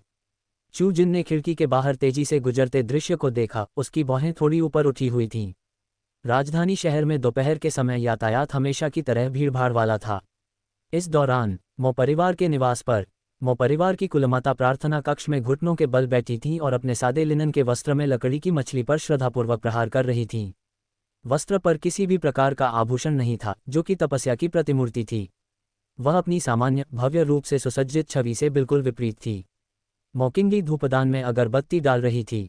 वह पहले संशयवादी थी, लेकिन जो कुछ हुआ उसके बाद वह विश्वास करने लगी। बौद्ध सूत्रों का जाप वातावरण में गूंज रहा था। वह था पुनर्जन्म मंत्र। माँ, क्या हमें इस मामले के बारे में मेरी भाभी को बताना चाहिए? धूपबत्ती रखने के बाद मौकिंगी पास आई और सिर झुकाकर पूछा। ये सुनकर मो परिवार की कुलमाता ने धीरे से अपनी आंखें खोलीं। चलो अभी इस बात को न फैलाएं। यदि चू जिन नृत्य करने वाले ड्रैगन और फीनिक्स को आमंत्रित करने के लिए कोंगहो बजाने में सक्षम था तो वह कोई साधारण व्यक्ति नहीं था। लेकिन हमेशा अपवाद होते हैं। क्या हुआ अगर उस दिन उसने बस एक गलती कर दी थी? क्या हुआ अगर, जैसा कि झेंग चुई ने कहा, वह बस झेंग चुई की आध्यात्मिक ऊर्जा से उत्प्रोत हो गई थी? आखिरकार ये चरम यिन की रात थी। यदि वह वास्तव में अग्नि स्नान की रक्त वंशावली से युक्त है तो ये सौभाग्य की बात होगी। यदि वह सामान्य वंश की है तो ये केवल एक अकारण मृत्यु का कारण होगा। मूलतः कुलमाता चू जिन को परीक्षण के लिए रखना चाहती थीं। अग्नि स्नान की रक्त रेखा को छोड़ दे तो भी वह अभी भी चरम यिन की लड़की थी। 455 सर्वोच्च यिन की पुत्री, यिन के घंटे के दौरान, यिन के दिन, यिन महीने में पैदा हुई एक महिला है। जब मो जिक्सुआन के लिए विवाह की व्यवस्था की गई थी तो यह आज की आपदा से बचाव के लिए था। हालांकि अब मो जिक्सुआन चू जिन को ये जोखिम लेने देने के लिए तैयार नहीं है। एक माँ के रूप में वह ज्यादा कुछ नहीं कह सकी। इसके अलावा वह चू जिन से बहुत प्यार करती थी, उसे अपनी बेटी की तरह मानती थी, और अगर इस यात्रा में उसके साथ वास्तव में कुछ हो जाता तो उसकी अंतरात्मा शांत नहीं होती। इसलिए वह मो जिक्सुआन के अनुरोध पर सहमत हो गई। चू जिन को सूचित न करना। यह मामला ऐसा होगा जैसे कभी हुआ ही ना हो। यदि मो जिक्सुआन सुरक्षित रूप से इस खतरे पर काबू पा लेता है तो शादी जारी रहेगी। अगर मो जिक्सुआन वास्तव में एक दुर्घटना का शिकार हो गया, उन्होंने आगे जो होने वाला था उसके लिए पहले ही रास्ता तैयार कर लिया था। सब कुछ ऐसा होगा जैसे कभी कुछ हुआ ही न हो, जैसे हवा कोई निशान नहीं छोड़ती। क्या तुम्हारा भाई अभी तक वापस आया है? काफी देर बाद मैडम मो ने अपने हाथों से बुद्ध की माला नीचे रख दी और चिंता भरी आंखों से मो किंगी की ओर देखा। वह अध्ययन कक्ष में सुलेख का अभ्यास कर रहा है। ऐसे समय में मो परिवार में हर कोई चिंतित रहता था, केवल मो जिक्सुआन ही शांत रहता था। सुलेख का अभ्यास कर रही हूँ, मैडम मो ने धीरे से आह भरी और मो किंगी की सहायता से वह ध्यान कुशन से उठ खड़ी हुई। तभी एक नौकर दरवाजे के बाहर से अंदर आया और बड़े आदर से बोला, मैडम, मिस फैक्स्यू आ गई हैं। ये व्यक्ति लैन आंटी थी, जो कई वर्षों से मैडम मो की सेवा कर रही थी और सभी नौकरों में सबसे अधिक विश्वसनीय थी। जैसे ही उसके शब्द निकले, मो फैक्स्यू बाहर से अंदर आए। उसने ऊंची एड़ी के जूते पहने हुए थे, लयबद्ध रूप से क्लिक क्लैकिंग कर रही थी। उसके बूढ़े बूढ़े लहराते बाल सूरज की रोशनी में सुनहरी चमक के साथ चमक रहे थे, एक परिपक्व करिश्मा दिखा रहे थे। आंटी, मो फैक्स्यू ने मुस्कुराते हुए मैडम मो का अभिवादन किया, जो मो परिवार पर छाए गमगीन माहौल के बिल्कुल विपरीत था। आज रात की आधी रात अत्यंत हीन रात होगी, फिर भी उसके चेहरे पर चिंता का कोई निशान नहीं था। तार्किक रूप से ये देखते हुए कि वह अपने भाई मो जिक्सुआन की कितनी परवाह करती थी, उसे इस समय बहुत चिंतित होना चाहिए। लेकिन इसके बजाय वह मुस्कुरा रही थी। मैडम मो ने सावधानी से कहा, फिक्सुए आ गया है। मैडम मो की उदासीनता के विपरीत मो फेक्स्यू बहुत उत्साहित थी और उसने उनकी बांह पकड़ते हुए कहा, आंटी, अनुमान लगाइए कि मैं आपके लिए किसे लाया हूँ। मुझे विश्वास है जब तक वे यहाँ हैं, जिक्सुआन निश्चित रूप से चरम यिन रात को सुरक्षित रूप से पार कर लेगा। इसमें कोई आश्चर्य नहीं कि मो फैक्स्यू इतनी शांत थी, पता चला कि उसने पहले ही समाधान ढूंढ लिया था। कौन है? ये सुनकर मैडम मो की आंखों में खुशी की झलक दिखाई दी। मो फैक्स्यू ने एक हल्की मुस्कान दी, कुछ रहस्यमय ढंग से बोला, ठीक है, ये व्यक्ति, आप उन्हें भी जानते हैं? मैं उन्हें जानती हूँ, मैडम मो ने आश्चर्य से पूछा, ये जानने की कोशिश करते हुए कि यह व्यक्ति कौन हो सकता है। मो किंगी ने अपनी आंखें थोड़ी सिकुड़ते हुए कहा, जिस व्यक्ति के बारे में आप बात कर रहे हैं वह जेंग चुई तो नहीं हो सकता, है ना? इन शब्दों पर मैडम मो का चेहरा काला पड़ गया। अगर जेंग चुई न होते तो मो जिक्सुआन आज इस मुकाम तक कैसे पहुंच पाते? भले ही जेंग चुई मो जिक्सुआन को एक निराशाजनक स्थिति से बचा सकती थी, लेकिन अंदर ही अंदर उसने अभी भी जेंग चुई को झिड़क दिया था। फिर भी मैडम मो के दिल में ये भी उम्मीद थी कि जेंग चुई आएगा, क्योंकि मो जिक्सुआन उसका इकलौता बेटा था। एक माँ होने के नाते वह अपने बच्चे की जिंदगी को यूं ही कैसे खत्म होते हुए देख सकती थी। वर्तमान स्थिति ने उसे बहुत दुविधाग्रस्त कर दिया। आखिरकार उसने खुद जेंग चुई का पालन पोषण किया था। वह और जेंग चुई की जैविक माँ बहनों की तरह थीं। अराजकता पर अराजकता, दुख पर दुख। मो परिवार की बूढ़ी मैडम के चेहरे पर बहुत जटिल भाव थे। इन दिनों मो किंगी को सुपरपावर दुनिया में मो परिवार के मामलों की अच्छी समझ हो गई थी, जिसमें पिछली घटना भी शामिल थी, और वह अच्छी तरह से जानती थी कि चरम यिन रात क्या दर्शाती है। बूढ़ी मैडम ने जो कहा था उसके आधार पर समय के साथ जेंग चुई के अलावा, जिसके पास अग्नि स्नान की रक्त रेखा थी, कोई भी चरम यिन रात को नियंत्रित नहीं कर सका। यदि चरम यिन रात के दौरान अग्नि स्नान करने वाले रक्तवंश वाले कोई नहीं थे, तो आपदा का सामना करने वालों के लिए केवल यही इंतजार था, राख की तरह बिखर जाओ। उस समय मो परिवार और जेंग परिवार के बीच विवाह की व्यवस्था भी संभवतः इसी कारण से की गई थी। बात बस इतनी है कि मानवीय लालच की कोई सीमा नहीं होती। अगर वह घटना न हुई होती तो जेंग चुई अब तक मो जिक्सुआन की पत्नी बन चुकी होती, और मो जिक्सुआन पहले ही एक उच्च पद पर आसीन हो चुका होगा और अनगिनत लोगों की पूजा प्राप्त कर रहा होगा। जेंग चुई भी एक पूरे राज्य की मां बन गई होती। यही कारण था कि जेंग चुई का हृदय परिवर्तन हो गया और वह मो जिक्सुआन के पास लौटने के लिए उत्सुक हो गया। केवल मो जिक्सुआन ही उसे इतना प्रतिष्ठित पद दे सकता था। इसी तरह उसने मो जिक्सुआन को छोड़ने का फैसला भी इसी कारण से किया था। महाशक्ति जगत की सबसे सुंदरी होने के नाते, अनगिनत लोगों की चहेती होने के कारण वह अहंकारी स्वभाव की हो गई थी। खुद को जरूरत से ज्यादा आंकने के चक्कर में उसने उस युवक के दिल और क्षमताओं को भी कम करके आंका जिसने एक शहर का नरसंहार किया था। मो फेक्स्यू को मो किंगी के बारे में कभी भी अच्छी धारणा नहीं थी, और अब जब उसने उसे जेंग चुई को उसके पूरे नाम से संबोधित करते देखा तो उसकी अभिव्यक्ति और भी खराब हो गई। जाहिर है ये चुई नहीं है। आखिरकार जेंग चुई सुपरपावर वर्ल्ड की सबसे बड़ी सुंदरी थी। धर्मनिरपेक्ष दुनिया का एक साधारण व्यक्ति कैसे उनका उल्लेख कर सकता है? यह मो किंगी वास्तव में कोई शिष्टाचार नहीं जानती थी। अगर वह भविष्य में सुपरपावर वर्ल्ड में उनका पीछा करती है तो वह केवल मो परिवार को शर्मिंदा करेगी। ये सुनकर कि यह जेंग चुई नहीं था, मो परिवार की बूढ़ी मैडम और मो किंगी दोनों ने चुपचाप राहत की सांस ली। लेकिन अगर यह जेंग चुई नहीं था तो फिर कौन हो सकता है? चूंकि यह चुई नहीं है, बूढ़ी मैडम ने मो फेक्स्यू की ओर अपनी नज़र घुमाई और पूछा, तो वह कौन है? मोफेक्स्यू ने अपने घुंघराले बालों को झटकने के लिए हाथ उठाया। आंटी, मेरे पीछे आने पर आपको पता चल जाएगा, वह मुख्य हॉल के अतिथि कक्ष में हैं। इन शब्दों के साथ उसने बूढ़ी मैडम को मुख्य हॉल की ओर जाने में मदद की। लैन आंटी और मोकिंगी पीछे पीछे आए। मो परिवार का आंगन बहुत बड़ा था। बुद्ध बीड्स हॉल से मुख्य हॉल तक पैदल जाने में पूरे 10 मिनट लगे। अन्यत्र काले रंग की Rolls Royce car mountain highway पर तेज गति से चलती हुई दहाड़ रही थी। ये स्पष्ट था कि मध्यम आयु वर्ग का वह व्यक्ति तेज गति से वाहन चलाने में भी माहिर था। बहाव, मोड़ों को सटीकता से पकड़ना, हर पैंतरेबाजी को दोषरहित ढंग से निष्पादित किया गया। चूजिन पिछली सीट पर बैठी खिड़की से बाहर का नज़ारा देख रही थी। उसकी भौहें थोड़ी सिकुड़ी हुई थीं। ये रास्ता उसे बहुत जाना पहचाना लग रहा था। ये फीनिक्स मैनर तक ले गया। फीनिक्स मैनर के अंदर कुल मिलाकर केवल 6 संपदाएं थीं। मो परिवार के अलावा अन्य 5 महान परिवार बहुत रहस्यमय थे और कैपिटल सिटी में महत्वपूर्ण स्थान रखते थे। मध्यम आयु वर्ग के व्यक्ति ने भी रियरव्यू मिरर के माध्यम से चूजिन पर एक नज़र डाली। उसकी आंखों में अविश्वास का एक निशान था। लड़की बस वहीं बैठी रही, माउंट ताई की तरह स्थिर, चाहे कार कैसे भी घूमे, बहे या तीखे मोड़ ले, वह हमेशा शांत और संयमित रही, मानो समतल जमीन पर चल रही हो। यदि कोई और होता तो आज वह बुरी तरह डर जाता, चीखता चिल्लाता और शायद उल्टी भी कर देता। यहाँ तक कि झेंग चुई को भी उस दिन नहीं बख्शा गया था। उनकी ड्राइविंग कुशलता सुपर पावर दुनिया में प्रसिद्ध थी। यदि झेंग चुई को पता चले कि वह वास्तव में अपने स्वभाव के कारण एक सामान्य धर्मनिरपेक्ष दुनिया के व्यक्ति जितनी अच्छी नहीं है, तो वह कितनी क्रोधित होगी। 456 अत्यंत रात्रि 3। झेंग चुई के बारे में सोचते हुए मध्यम आयु वर्ग के व्यक्ति ने धीरे से आह भरी। वह बच्चा बहुत घमंडी और आत्मविश्वासी था, जिसके कारण उसने ऐसा मूर्खतापूर्ण कार्य किया। बड़ों की नज़र में बच्चा हमेशा बच्चा ही रहेगा, चाहे उसने कोई भी गलती की हो, उसे माफ़ किया जा सकता है। इसके अलावा वह बच्चा झेंग चुई था, एक ऐसी महिला जिसके पास सुंदरता और प्रतिभा दोनों थी। न केवल अग्नि स्नान के महान वंश का, बल्कि चुना हुआ भी। जीवन में कौन ये दावा कर सकता है कि वह दोषरहित है? जब तक कोई सचमुच पश्चाताप करता है, तब तक ये काफ़ी है। कार तेज रफ्तार से चल रही थी। अधेड़ उम्र के आदमी ने अपने विचार पीछे खींचे और रियरव्यू मिरर में दिखाई दे रहे तीखे चेहरे पर नजर डाली और अनजाने में पूछ बैठा, क्या मास्टर चू कैपिटल सिटी से हैं? उन्हें हमेशा लगता था कि चू जिन कोई साधारण व्यक्ति नहीं है। शायद वह सांसारिक दुनिया से भी नहीं थी। सांसारिक दुनिया में आध्यात्मिक ऊर्जा के वर्तमान स्तर को देखते हुए उसके जैसे आध्यात्मिक अभ्यासी को पोषित करना असंभव था। अपनी वर्तमान ताकत के साथ, भले ही वह प्राचीन मार्शल आर्ट, अंडरवर्ल्ड या सुपरपावर वर्ल्ड की 3 दुनियाओं में हो, शायद ही कोई ऐसा होगा जो उसकी बराबरी कर सके। तो यदि वह सांसारिक दुनिया से नहीं है, तो वह कहाँ से आई है? वह किसकी शिष्या थी? क्या उसे महाशक्ति जगत में भर्ती करना संभव था? इस समय परिवार को सचमुच सक्षम लोगों की जरूरत थी।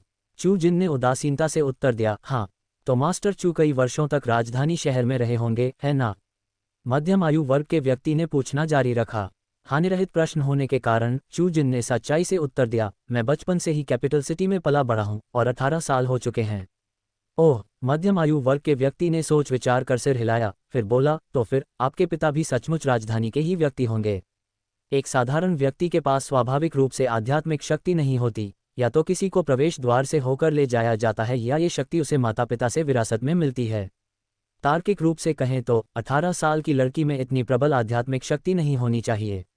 अधेड़ उम्र का आदमी समझ सकता था कि चू जिन के पास न सिर्फ आध्यात्मिक शक्ति थी, बल्कि वह प्राचीन मार्शल आर्ट में भी निपुण थी और युवानेंग चरण से भी आगे के स्तर तक पहुंची हुई थी। चू जिन मंद मंद मुस्कुराए, हाँ, वे सब राजधानी शहर से हैं।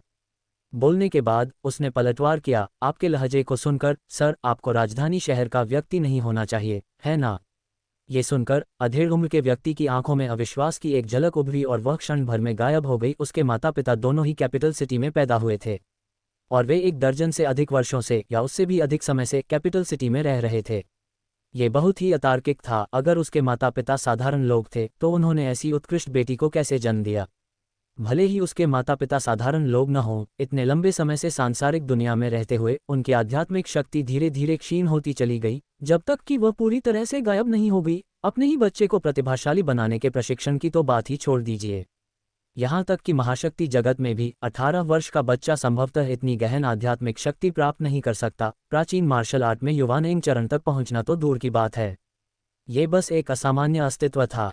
बेशक उस व्यक्ति को छोड़कर 16 वर्ष की आयु में उसने एक बार अकेले ही पूरे शहर का कत्लेआम कर दिया था, क्योंकि वह स्वयं एक असामान्य अस्तित्व के करीब था। यदि वह उस समय नहीं चले गए होते तो महाशक्ति विश्व बहुत पहले ही तीनों लोकों का अधिपति बन गया होता। कार फांगशान राजमार्ग पर इतनी तेजी से चल रही थी कि पीछे केवल एक धुंधलापन ही रह गया था, लेकिन कार के अंदर बैठे दो लोग इतने उदासीन और आराम से थे मानो वे अपने सोफे पर बैठे हों। उनकी बातचीत सरल थी, बिना किसी त्रुटि के प्रश्न और उत्तर। वास्तव में उस अधेड़ उम्र के व्यक्ति का हर वाक्य जांच से भरा था, जबकि चू जिनके उत्तर यद्यपि सामान्य प्रतीत होते थे, अभेद्य थे। मास्टर चू की दृष्टि अच्छी है, मध्यम आयु वर्ग के व्यक्ति ने प्रसन्नतापूर्वक कहा। मैं राजधानी शहर से नहीं हूँ, मैं अपने भतीजे की कठिन परिस्थिति में मदद करने के लिए यहाँ आया हूँ। हालांकि वह मुस्कुराया, लेकिन उसकी आंखों में चिंता भरी थी। चिंता मत करो, धर्मी लोग अपना रास्ता निकालेंगे। चूंकि तुम्हारा भतीजा महान गुणी व्यक्ति है, इसलिए स्वर्ग उसका मार्ग नहीं रोकेगा, चू जिन ने सांत्वना दी। कार्डों पर विचार करने पर उस व्यक्ति की वर्तमान परेशानी पूरी तरह से उस समय लिए गए निर्णयों से संबंधित थी। दूसरा महत्वपूर्ण कारण उसके अपने परिवार से मिला श्राप था। उसके जाने के बाद उसके प्रतिशोध से भयभीत परिवार के सदस्यों ने उस श्राप का सहारा लिया। दिल बहुत जटिल हो सकता है। तो फिर मैं मास्टर चू के शुभ शब्दों को लूंगा। मध्यम आयु वर्ग के व्यक्ति के शब्द उसकी बात पूरी होने से पहले ही कट गए, क्योंकि कार ने अचानक 180 डिग्री का मोड़ लिया। उसका शरीर और टायर पूरी तरह से जमीन से ऊपर उठ गए, एक तरफ झुक गए। हिस, वूश, चारों ओर हवा की आवाजें और फुटपाथ पर टायरों के रगड़ने की तीखी आवाजें गूंज रही थीं। माउंटेन हाईवे पर ज्यादा कारें नहीं थीं, फिर भी रियरव्यू मिरर में स्पष्ट रूप से एक सिल्वर ग्रे कार पीछे आती दिखाई दे रही थी। इसके अलावा रियरव्यू मिरर से एक लाल रंग का लक्ष्यीकरण रेटिकल चमकता हुआ दिखाई दिया। हालांकि यह सिर्फ एक झलक थी, चू जिन ने फिर भी उसे पकड़ लिया। मुसीबत आ रही है। चू जिन ने अपनी आंखें थोड़ी सिकोड़ लीं। लगभग 3 लोग आ रहे थे और उनमें से कोई भी साधारण नहीं था। वे जिन हथियारों का इस्तेमाल करते थे, वे बाजार से नहीं खरीदे जा सकते थे। मध्यम आयु वर्ग के व्यक्ति ने स्पष्ट रूप से देखा कि कार भी पीछे आ रही है। लगातार गियर बदलते रहना, गैस पैडल दबाते रहना, गति बढ़ाओ, मास्टर चू, कसकर पकड़ो। जैसे ही उस अधेड़ उम्र के आदमी के शब्द निकले, कार धनुष से छूटे तीर की तरह तेजी से बाहर निकली और अपनी पहले से तेज गति से 10 गुना से भी ज्यादा तेज हो गई। ये कल्पना करना मुश्किल था कि एक विस्तारित रोल्स रॉयस इतनी तेज चल सकती है, और मोड़ पर भी इसकी गति धीमी नहीं होती थी। इससे भी अधिक भयावह बात यह थी कि पीछे वाली कार बिल्कुल भी पीछे नहीं थी, बल्कि वह इतनी नज़दीक से चल रही थी मानो वह किसी भी क्षण उनसे आगे निकल सकती थी। यह नहीं चलेगा, इससे केवल स्थिति अनिश्चित हो जाएगी। दूसरा पक्ष किसी भी समय कोई कदम उठा सकता है। इससे मलबे और मौत का खतरा था। चू जिन ने थोड़ा भौहें चढ़ाईं, कार की छत की ओर देखते हुए शांति से कहा, सनरूफ खोलो। उसकी आवाज़ ऊंची तो नहीं थी, लेकिन प्रभावशाली थी। इससे मध्यम आयु वर्ग के व्यक्ति का दिल भी धड़कने लगा। धत्तेरी की, सोचिए, 40 साल से ज्यादा की जिंदगी में एक जवान लड़की से इतना डर जाएगा। लेकिन ऐसे पल में ज्यादा सोचने का वक्त नहीं था। उसने तुरंत सनरूफ खोलने के लिए बटन दबा दिया। स्वाभाविक रूप से सुरक्षा कारणों से रोल्स रॉयस जैसी लग्जरी कारों को आमतौर पर सनरूफ के साथ डिज़ाइन नहीं किया जाता है, क्योंकि इससे बॉडी सामग्री की मजबूती कम हो सकती है और पलटने की स्थिति में छत पर्याप्त सहारा नहीं दे पाएगी और चालक को अतिरिक्त चोटें भी लग सकती हैं। जाहिर है, ये कार एक कस्टम मॉडल थी। सौभाग्य से उसमें सनरूफ था। जैसे ही सनरूफ खुला, चू जिन चमड़े की सीट पर फुर्ती से खड़ी हो गई और उसका आधा शरीर कार से बाहर निकल आया। उसे ऐसा करते देख मध्यम आयु वर्ग के व्यक्ति ने सहज ही अपनी गति धीमी कर ली। धीमा मत हो, चलते रहो, उसकी ठंडी आवाज़ उसके बगल से आई। ऐसा लग रहा था कि तेज हवा का उस पर कोई असर नहीं हो रहा है। उसकी आवाज़ अभी भी शांत थी। अब 240 मील प्रति घंटे की गति से यात्रा करते हुए ये कल्पना करना सचमुच कठिन था कि कोई व्यक्ति इतनी तेज गति से कार की छत से अपने शरीर का आधा हिस्सा बाहर निकाल सकता है। उसके बाल हवा में उड़ रहे थे, हवा के साथ उलझ रहे थे। लड़की अपने सफ़ेद कपड़ों में ही रही, अपने मुंह के कोनों पर एक हल्का सा स्पष्ट वक्रता बनाए हुए पीछे वाली कार को देख रही थी। उसकी उंगलियां थोड़ी सी हिल रही थीं और तुरंत ही उसकी हथेली में एक ताश का पत्ता दिखाई दिया। उसके बाल उसके लाल होठों से होते हुए उस आश्चर्यजनक रूप से चमकदार वक्र पर लहरा रहे थे। यह अत्यंत सुंदर था। अधेड़ उम्र के आदमी को जरा भी अंदाजा नहीं था कि वह क्या करने वाली है। उसने स्टीयरिंग व्हील कसकर पकड़ रखा था, उसके माथे पर पसीने की बूंदें उभरी हुई थीं। किसने सोचा होगा कि सांसारिक दुनिया में ऐसी रोमांचकारी घटना घट सकती है। लाल धागे का एक धागा सीधे चू जिन के माथे पर निशाना साध रहा था। उसी समय उसने धीरे से अपना हाथ उठाया। उसकी आड़ू के फूल जैसी आंखें थोड़ी सिकुड़ गईं। वूश, उसकी उंगलियों के बीच से एक ताश का पत्ता उड़ गया। तेज हवा के बावजूद इसमें एक चुभती हुई ठंडी आभा थी। दरार, हवा में 0.2 मिलीमीटर की गोली 2 टुकड़ों में बंध गई। लेकिन ताश का पत्ता यही नहीं रुका, वह एक तेज खंजर में बदल गया और ग्रे सेडान के सामने के बाएं टायर पर सटीक निशाना साधा। भाड़ में जाओ। ड्राइवर की पुतलियां नाटकीय रूप से चौड़ी हो गईं और अंततः एक अपशब्द निकला। कार में बैठे स्नाइपर और विस्फोटक विशेषज्ञ केवल असहाय होकर देखते रहे क्योंकि ताश के पत्ते से टायर फट गया। जवाबी कार्रवाई करने में असमर्थ। चीख। हवा से ब्रेक की तीखी चीख आए और घने धुएं का गुबार उठ गया। चू जिन ने अपने होठों को थोड़ा सा मोड़ लिया और कार को रेलिंग से टकराते हुए देखा, फिर अंततः अपनी सीट पर वापस बैठ गई।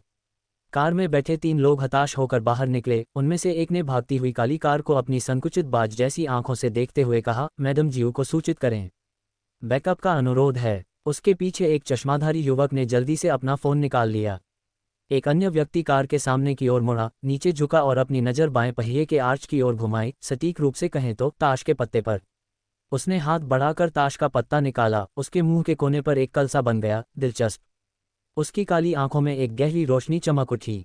उसी समय उसके मन में शुद्ध और परिष्कृत विशेषताओं वाला चेहरा और उड़ते हुए काले बाल घूम गए।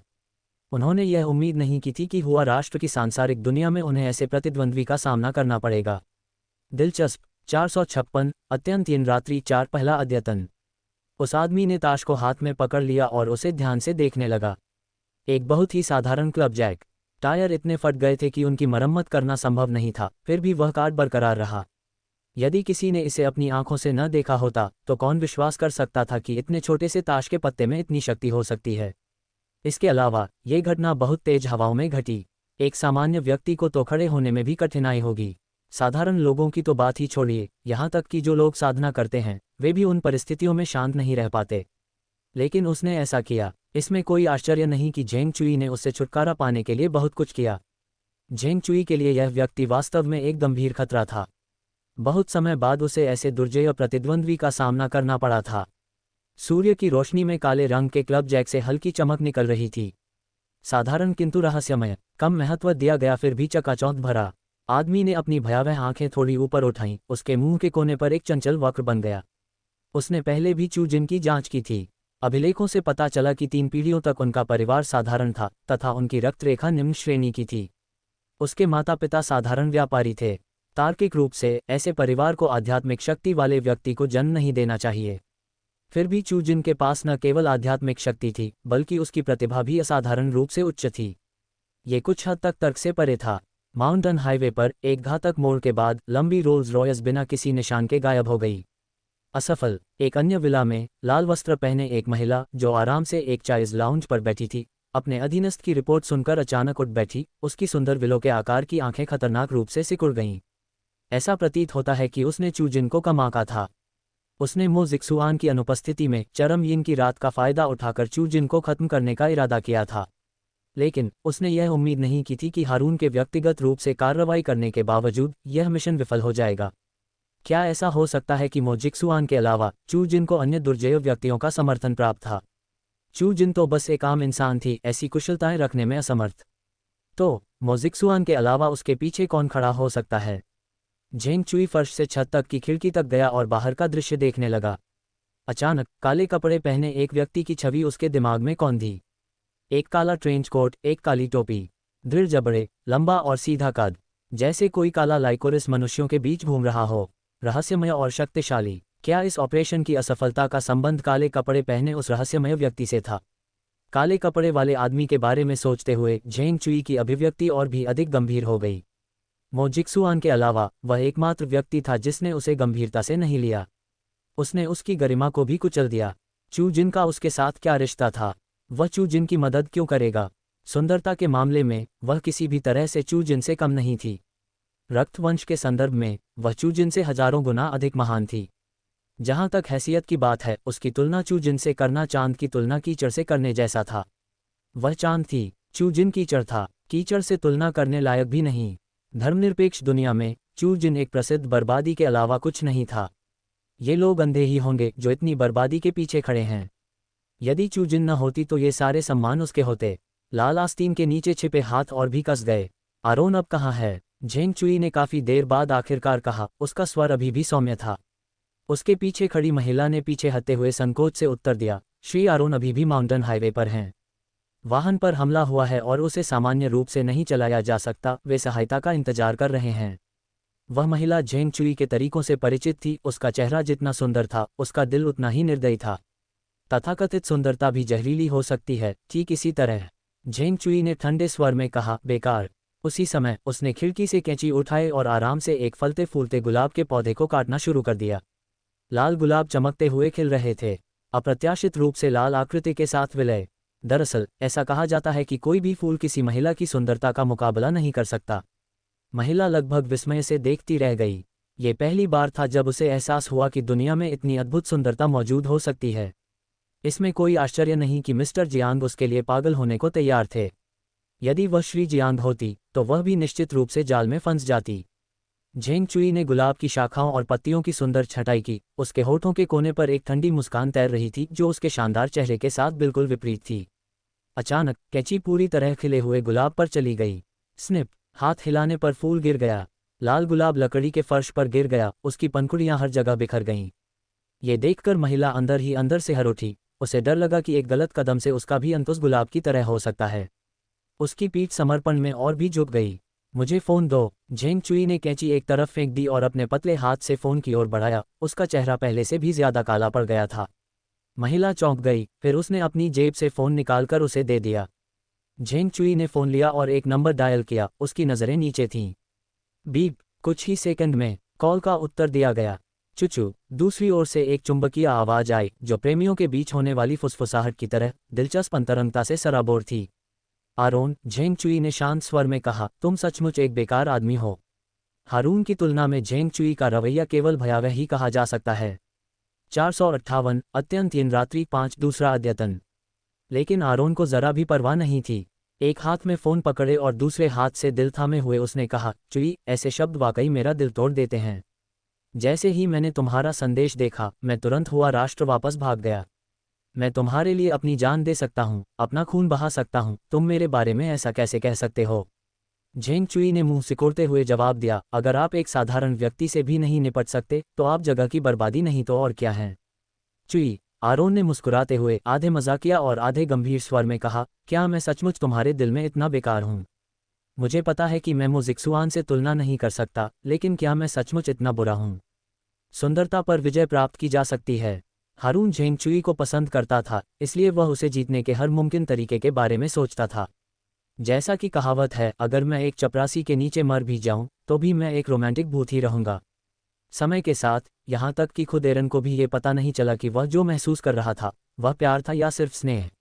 लेकिन वह उसे पाने पर अड़ा हुआ था। उसके पास होना, लागत कोई फर्क नहीं पड़ता। यह उसके दिल में एक जुनून बन गया था। तुम मुझे प्रभावित करना चाहते हो? झेंग चुई ने कुछ देर के लिए अपनी आंखें बंद की और फिर बोली, ठीक है, तो मुझे अपनी असली ताकत दिखाओ। मैं तुम्हें चू जिन की लाश लाने के लिए 3 दिन का समय देती हूँ। क्या तुम ऐसा कर सकते हो? कोमल महिला की आवाज़ फ़ोन की स्क्रीन से होकर एरोन के कानों में स्पष्ट रूप से पहुंची। झेंग चुई ने कभी भी हारून के सामने अपना असली स्वभाव नहीं छुपाया।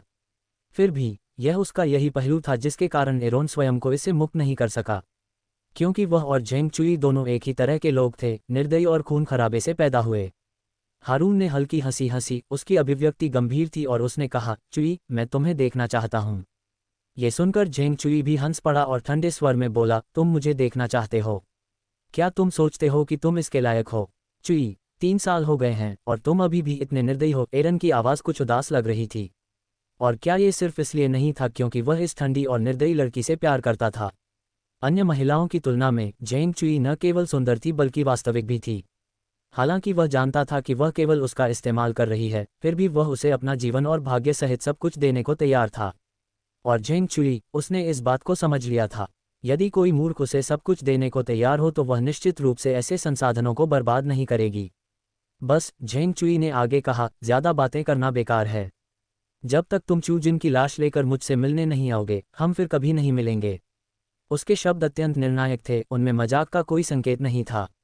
एरोन की क्षमताओं को देखते हुए, यहाँ तक कि काले कपड़े पहने रहस्यमय व्यक्ति द्वारा चू जिन का समर्थन करने के बावजूद यह मुश्किल नहीं होना चाहिए। सुनने के बाद आरोन के चेहरे पर परेशानी के भाव उभर आए। उस दिन चू जिन के साथ हुए टकराव के बाद उससे निपटना आसान नहीं होने वाला था। उन्हें संदेह है कि यदि वे आमने सामने लड़ें तो विजेता का निर्धारण करना कठिन होगा। इन सभी वर्षों में वह केवल मो जिक्सुआन से ही पराजित हुआ था।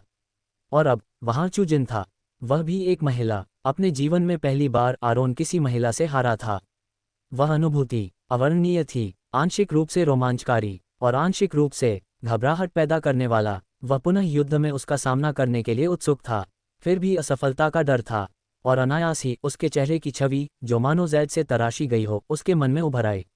वे बर्फीले ठंडे तरीके और अंतिम दृश्य, जहां उसके मुंह के कोने एक भयावह लेकिन चुनौतीपूर्ण मुस्कान में बदल गए। वह वास्तव में एक दिलचस्प प्रतिद्वंद्वी थी, और राष्ट्र की प्रथम सुंदरी भी। अगर इस दुनिया में झेंग चुई न होते, तब तो वह निश्चित रूप से उसके प्यार में पागल हो गया होता। दुर्भाग्यवश झेंग चुई के वहां होने के कारण कोई अन्य देवदूत उसकी नज़र में नहीं आ सका।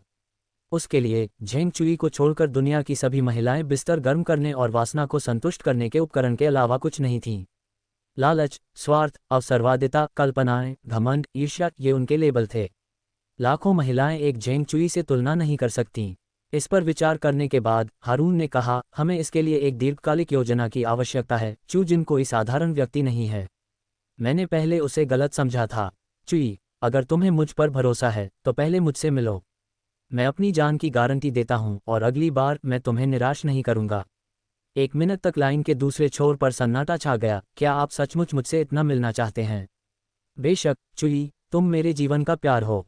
इससे पहले कि एरन अपनी बात पूरी कर पाता, झेंग चुई ने उसे सीधे रोक दिया। बस करो, ये घिनौने शब्द अपने आसपास के छेड़खानी करने वालों के लिए बचा कर रखो। चुई, तो क्या तुम मुझसे मिलोगी? एरोन ने जोर देकर कहा। क्या आपके पास कोई अच्छी योजना है? झेंग चुई ने बिना जवाब दिए कहा, और एक गुलाब तोड़कर उसे ध्यान से अपनी नाक से सूंघने लगी। फूलों की खुशबू मादक थी। हारून ने गंभीरता से कहा, मेरे प्रशिक्षु चू जिन के बारे में क्या ख्याल है? चुई, तुम जितने चतुर हो, तुम्हारे हाथ में इतना मूल्यवान कार्ड है, तो क्यों न इसका अच्छा उपयोग किया जाए?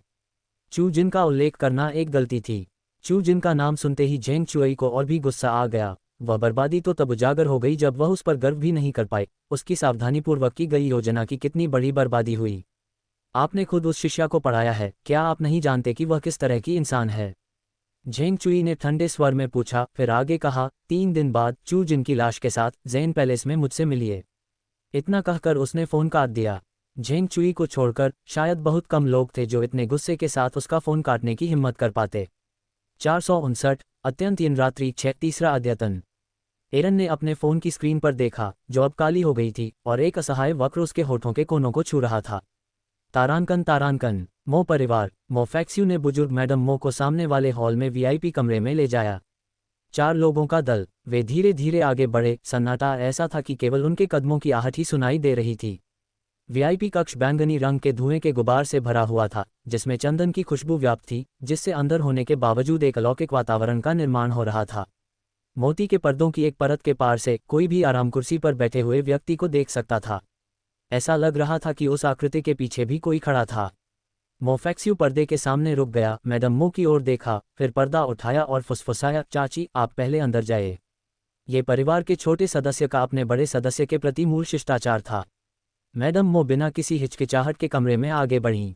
मोकिंगी भी उनके पीछे जाना चाहती थी, लेकिन मोफेशू ने अचानक पर्दा छोड़ दिया और मोकिंगी पर एक तिरछी नज़र डाली, फिर सिर ऊंचा किए, घमंडी मोर की तरह घमंड से भरी कमरे में चली गई। उसके लिए मोकिंगी सड़क किनारे एक तुच्छ फूल की तरह थी, किसी भी लिहाज के लायक नहीं। यदि यह कोई और समय होता तो मोकिंगी निश्चित रूप से बिना किसी हिचकिचाहट के पीछे हट जाती, लेकिन अभी नहीं। यद्यपि वह आमतौर पर कुछ हद तक हटी थी, फिर भी वह परिस्थितियों की गंभीरता को पहचान लेती थी। ये समय परिवार के लिए और अधिक परेशानी पैदा करने का नहीं था। न ही वह मोफैक्स्यू को नाराज कर सकती थी। मोकिंगी ने गहरी सांस ली और कमरे में चली गई। उसका चेहरा भावनाओं से रहित था। मास्टर झांग, मास्टर किन। मैडम मो ने कमरे के अंदर लोगों को पहचानकर आश्चर्य व्यक्त किया। उसने यह उम्मीद नहीं की थी कि मोफैक्स्यू ने जिन व्यक्तियों का उल्लेख किया था जो मो जिक्सुआन की मदद कर सकते हैं, वे झांग लिंजी और किन किंगचेन होंगे। झांग लिंजी प्राचीन मार्शल आर्ट्स जगत के एक भविष्यवक्ता थे। उनकी मैडम मो से कुछ जान पहचान थी। उन्होंने पहले मो जिक्सुआन के लिए भविष्यवाणी की थी, लेकिन दुर्भाग्यवश उन्होंने चरमयीन की रात में मो जिक्सुआन की मदद करने के मैडम मो के अनुरोध को अस्वीकार कर दिया था। इसका कारण स्वर्गीय दाओ के प्रतिकूल प्रभाव का भय था। आखिरकार मो जिक्सुआन पर श्राप स्वर्गीय दाओ से उत्पन्न हुआ था, और इस दुनिया में कोई भी इसका विरोध नहीं कर सकता। किन किंगचेन एकमात्र महिला फिगर्स मास्टर थीं जिन्होंने तीनों लोगों के बीच यात्रा की। उनकी योग्यताएं और प्रतिष्ठा झांग लिंजी के बराबर थी। उनमें से कोई भी अपने पैर के एक धक्के से तीनों लोगों को हिला सकता था। झांग लिंजी ने पहले ही उसके अनुरोध को ठुकरा दिया था, और किन किंगचेन का मो परिवार के साथ पहले कोई लेन देन नहीं था, तो ये दोनों मो परिवार के निवास पर एक साथ कैसे दिखाई दे सकते हैं। ये सब बहुत अजीब था। झांग लिंजी और किन किंगचेन की यात्रा के पीछे चाहे जो भी इरादे हों, केवल इस तथ्य से कि वे आने को तैयार थे, इसका अर्थ था कि चरम यिन की रात का खतरा आधा हो गया था। मो फैक्सुए में सचमुच कुछ क्षमताएं थीं। उन दोनों को एक साथ आमंत्रित करने के लिए मैडम मो ने मो फैक्सू को स्वीकृति भरी आंखों से देखा।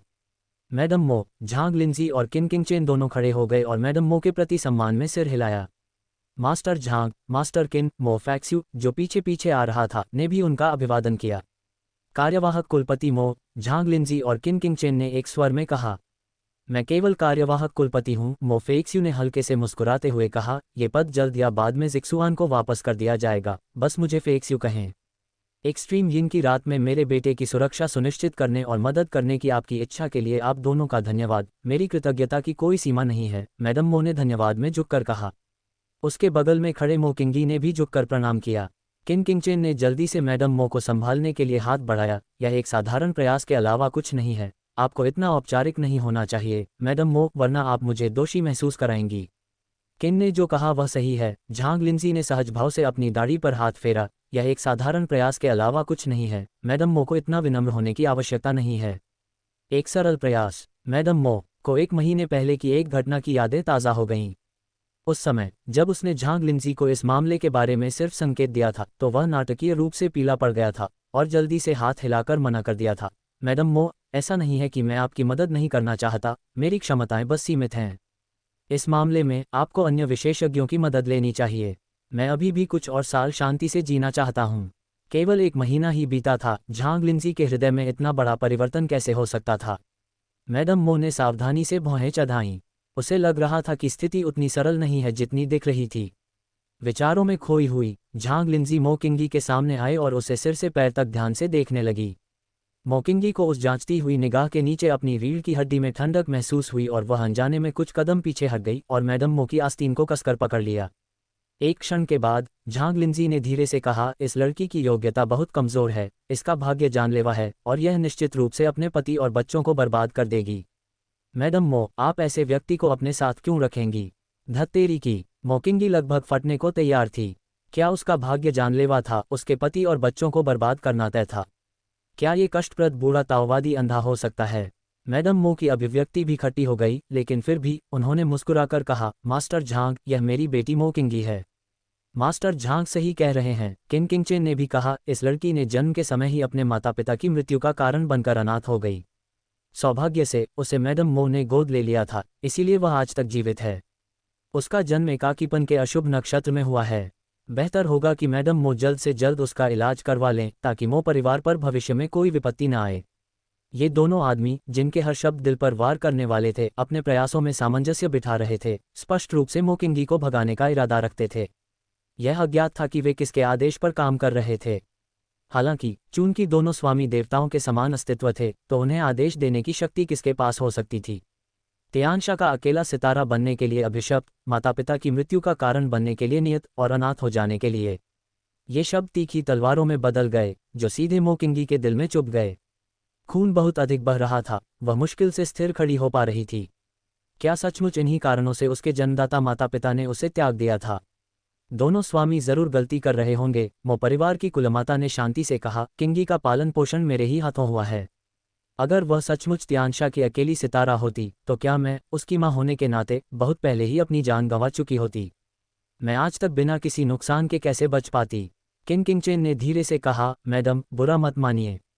मैं आदतन बेबाक हूँ। मुझे जो कहना था कह दिया, आप सुने या न सुने, यह आपको सोचना है। उसने गंभीर भाव धारण कर लिया। बगल में खड़े झांग लिंजी ने अपनी बात दोहराई। यह विनम्र व्यक्ति कई वर्षों से तीनों लोकों में विचरण कर रहा है और कभी झूठ नहीं बोला। हालांकि अंततः यह महोदया का पारिवारिक मामला है और इसका निर्णय लेना आपके लिए ही बेहतर है। इस विनम्र व्यक्ति को इसमें हस्तक्षेप नहीं करना चाहिए। एक तरफ खड़े होकर मो फैक्सू ने अपने होठों को थोड़ा मोड़ लिया। चाहे वह मो परिवार की कुलमाता हो या मो जिक्सुआन, इन दोनों को अंततः महाशक्ति दुनिया में वापस लौटना होगा। सुपर पावर वर्ल्ड को अपने शुद्ध रक्त वंश पर गर्व है, जिसे किसी साधारण मनुष्य द्वारा यूं ही कलंकित नहीं किया जा सकता। मो परिवार निश्चित रूप से यह बर्दाश्त नहीं कर सकता था कि एक दत्तक पुत्री उसका नाम खराब करे। कुलमाता किसी से भी बेहतर जानती थीं कि उनकी बेटी, जिसे उन्होंने कई वर्षों तक पाला था, का भाग्य कैसा होगा। भले ही वह वास्तव में तियानशा की खूंखार अकेली स्टार होती, वह उसे कभी नहीं छोड़ती। यदि उनके शरीर पर अनोखे निशान न होते तो कुलमाता को संदेह होता कि क्या उनके सामने खड़े दो पुरुष वास्तव में असली झांग लिंजी और किन किंगचेन थे। आपके दयालु शब्दों के लिए धन्यवाद स्वामी। चूंकि किंगी मेरी इकलौती बेटी है, इसलिए मैं उसे कभी नहीं छोड़ूंगी, कुलमाता ने दृढ़तापूर्वक कहा। मोकिंगी की आंखें थोड़ी लाल हो गईं और शब्द सुनते ही उसने कुलमाता की आस्तीन को कसकर पकड़ लिया। उसका शरीर थोड़ा कांपने लगा। मास्टर झांग, मास्टर किन, आंटी, मोफेशु ने बिल्कुल सही समय पर कहा। आज हमारा उद्देश्य जिक्सुआन को इस कठिनाई से उबरने में मदद करना है। कोई भी अन्य चर्चा व्यर्थ है। फिक्स्यू सही कह रही है, किन किंगचेन ने मुस्कुराते हुए कहा। मैडम, कृपया हमें पहले यिन और यांग बागुआ सरनी तक ले चलें। झांग लिंजी अपनी कुर्सी से उठ खड़ा हुआ। इस प्रकार मोफेक्स्यू ने एक उभरते संकट को आसानी से शांत कर दिया। मोफेक्स्यू के बारे में कुलमाता की पिछली शंकाएं दूर होने लगीं। कृपया इस ओर आइए, कुलमाता ने आगे बढ़ते हुए कहा। अन्य लोग उनके पीछे पीछे चल रहे थे। यह अभी भी वही ठंडा भूमिगत महल था। रास्ते पर लाल मकड़ी लिली के फूल खिले हुए थे, बिना पत्तों के फूल। यह मौत की ओर जाने वाली सड़क जैसा लग रहा था। जैसे जैसे आप आगे बढ़ते गए, स्पाइडर लिली के अलावा लाल क्रिस्टल से सजी हुई जगहें भी दिखाई दीं। ठंड और गर्मी का मेल। आश्चर्य की बात यह है कि यहाँ के स्पाइडर लिली बाहर आंगन में लगे लिली की तरह झुलसे हुए नहीं थे। इसके बजाय वे और भी अधिक उल्लासपूर्वक खिलते हुए प्रतीत हुए। आग की तरह लाल, कुछ हद तक भयानक। रास्ता संकरा था जिससे लाल क्रिस्टल और स्पाइडर लिली के बीच से केवल एक ही व्यक्ति गुजर सकता था। झांग लिंजी और किन किंगचेन ने अपने हाथों में कंपास पकड़ रखा था। उनके चेहरे पर गंभीर भाव थे क्योंकि वे कंपास की गति के अनुसार अपनी गति को समायोजित कर रहे थे। माहौल शांत था, कोई भी बोल नहीं रहा था। कभी कभी उन्हें दफन किए हुए कपड़े पहने हुए लोग मिलते जो लाल क्रिस्टल ले जाते हुए अकड़ कर चलते थे। इन्हें देखकर झांग लिंजी और किन किंगचेन दोनों के चेहरे पर क्षणिक आश्चर्य के भाव उभर आते थे। मो परिवार की अपने उपयोग के लिए शवों को सजीव बनाने की क्षमता को वास्तव में कम करके नहीं आंका जा सकता। समूह अपने रास्ते पर आगे बढ़ता रहा। पत्थर के गलियारे से होते हुए यिन और यांग बागुआ सरनी के भीतर एक पत्थर के घर में पहुंचा। मैडम, यिन और यांग बागुआ व्यूह में कोई समस्या नहीं लगती, लेकिन किन किंगचेन ने परेशान भाव दिखाते हुए कहा। झांग लिंजी ने भी आह भरी। लेकिन क्या? कुलमाता ने चिंतित होकर पूछा। स्वतंत्रता से बोलिए गुरु किन। अगर मैं कुछ कर सकती हूँ तो मैं आपकी इच्छा पूरी कर दूंगी। वास्तव में यह कोई महत्वपूर्ण मुद्दा नहीं है। झांग लिंजी ने अपनी दाढ़ी पर हाथ फेरा। हमें घर की भावी मालकिन से मिलकर इसके समाधान पर चर्चा करनी होगी। भावी मालकिन? ये झांग लिंजी ही था जिसने सबसे पहले तायिन की लड़की को खोजने का प्रस्ताव रखा था। लेकिन उसने मो जिक्सुआन से पहले ही वादा कर लिया था कि वह चूजिन को शामिल नहीं करेगी। अब चूजिन का जिक्र करके क्या झांग लिंजी उसे मुश्किल में नहीं डाल रही थी? कुलमाता ने भौहें चढ़ाते हुए पूछा। क्या उससे मिलना जरूरी है? घर की भावी मालकिन बहुत भाग्यशाली है और अग्नि स्नान की वंशावली रखती है। मैडम को उसकी सुरक्षा के बारे में चिंता करने की जरूरत नहीं है। मालकिन के साथ नाइन ये निश्चित रूप से इस कठिन परीक्षा से बच जाएगी, किन किंगचेन ने कहा। लेकिन मैंने जीशुवान से वादा किया था कि मैं इस मामले में जिनको शामिल नहीं करूंगी। वह आखिरकार एक साधारण व्यक्ति है। कुलमाता ने अपनी चिंता व्यक्त की। झांग लिंजी हंसी। मैडम, आप गलत समझ रही हैं। जिस मालकिन से मेरी तीसरी बहन और मैं मिलना चाहते हैं वह कोई साधारण इंसान नहीं बल्कि झेंग चुई, मिस झेंग हैं। वह प्राचीन कोंगहो द्वारा मान्यता प्राप्त एकमात्र गुरु भी हैं और महारानी का पुनर्जन्म। 460 अत्यंत इन रात्रि 7 पहला अद्यतन। झांग लिंजी और किन किंगचेन झेंग चुई को देखने के लिए यहाँ आए थे। वह असाधारण लड़की जिसने कोंगहो बजाया।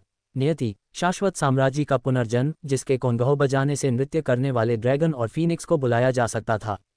वह मृतकों को पुनर्जीवित कर सकती थी और मांस और हड्डियों को जोड़ सकती थी। सभी चीजों में जीवन लाओ। और तीनों लोकों में एक प्राचीन भविष्यवाणी प्रसारित हो रही थी। जब चमत्कार प्रकट होता है तो ड्रैगन और फीनिक्स नृत्य करते हैं। फीनिक्स दुनिया पर राज करता है, तीनों लोकों को एकजुट करता है। ये तो केवल पहली 2 पंक्तियां थीं। अंतिम 2 पंक्तियां बाद की पीढ़ियों के लिए सदैव अज्ञात रहीं। जब मेरे स्वामी वापस आएंगे तो वह विश्व के लिए एक समृद्ध युग होगा।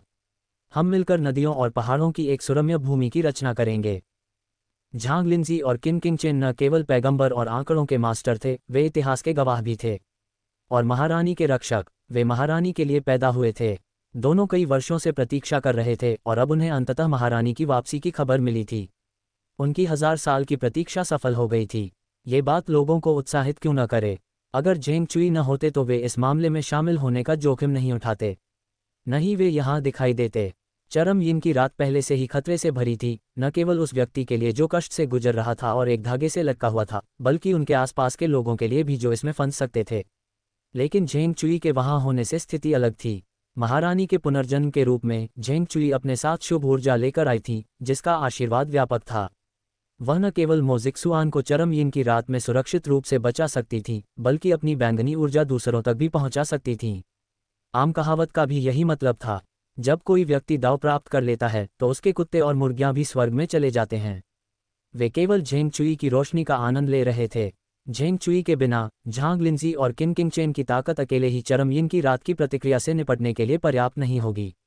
स्वर्गीय दाव के सामने हर कोई एक कमजोर अस्तित्व है, बेशक शाश्वत महारानी को छोड़कर, क्योंकि वह एक असाधारण अस्तित्व है जो दुनिया को आशीर्वाद दे रही है तथा स्वर्गीय दाव के साथ सह अस्तित्व में है।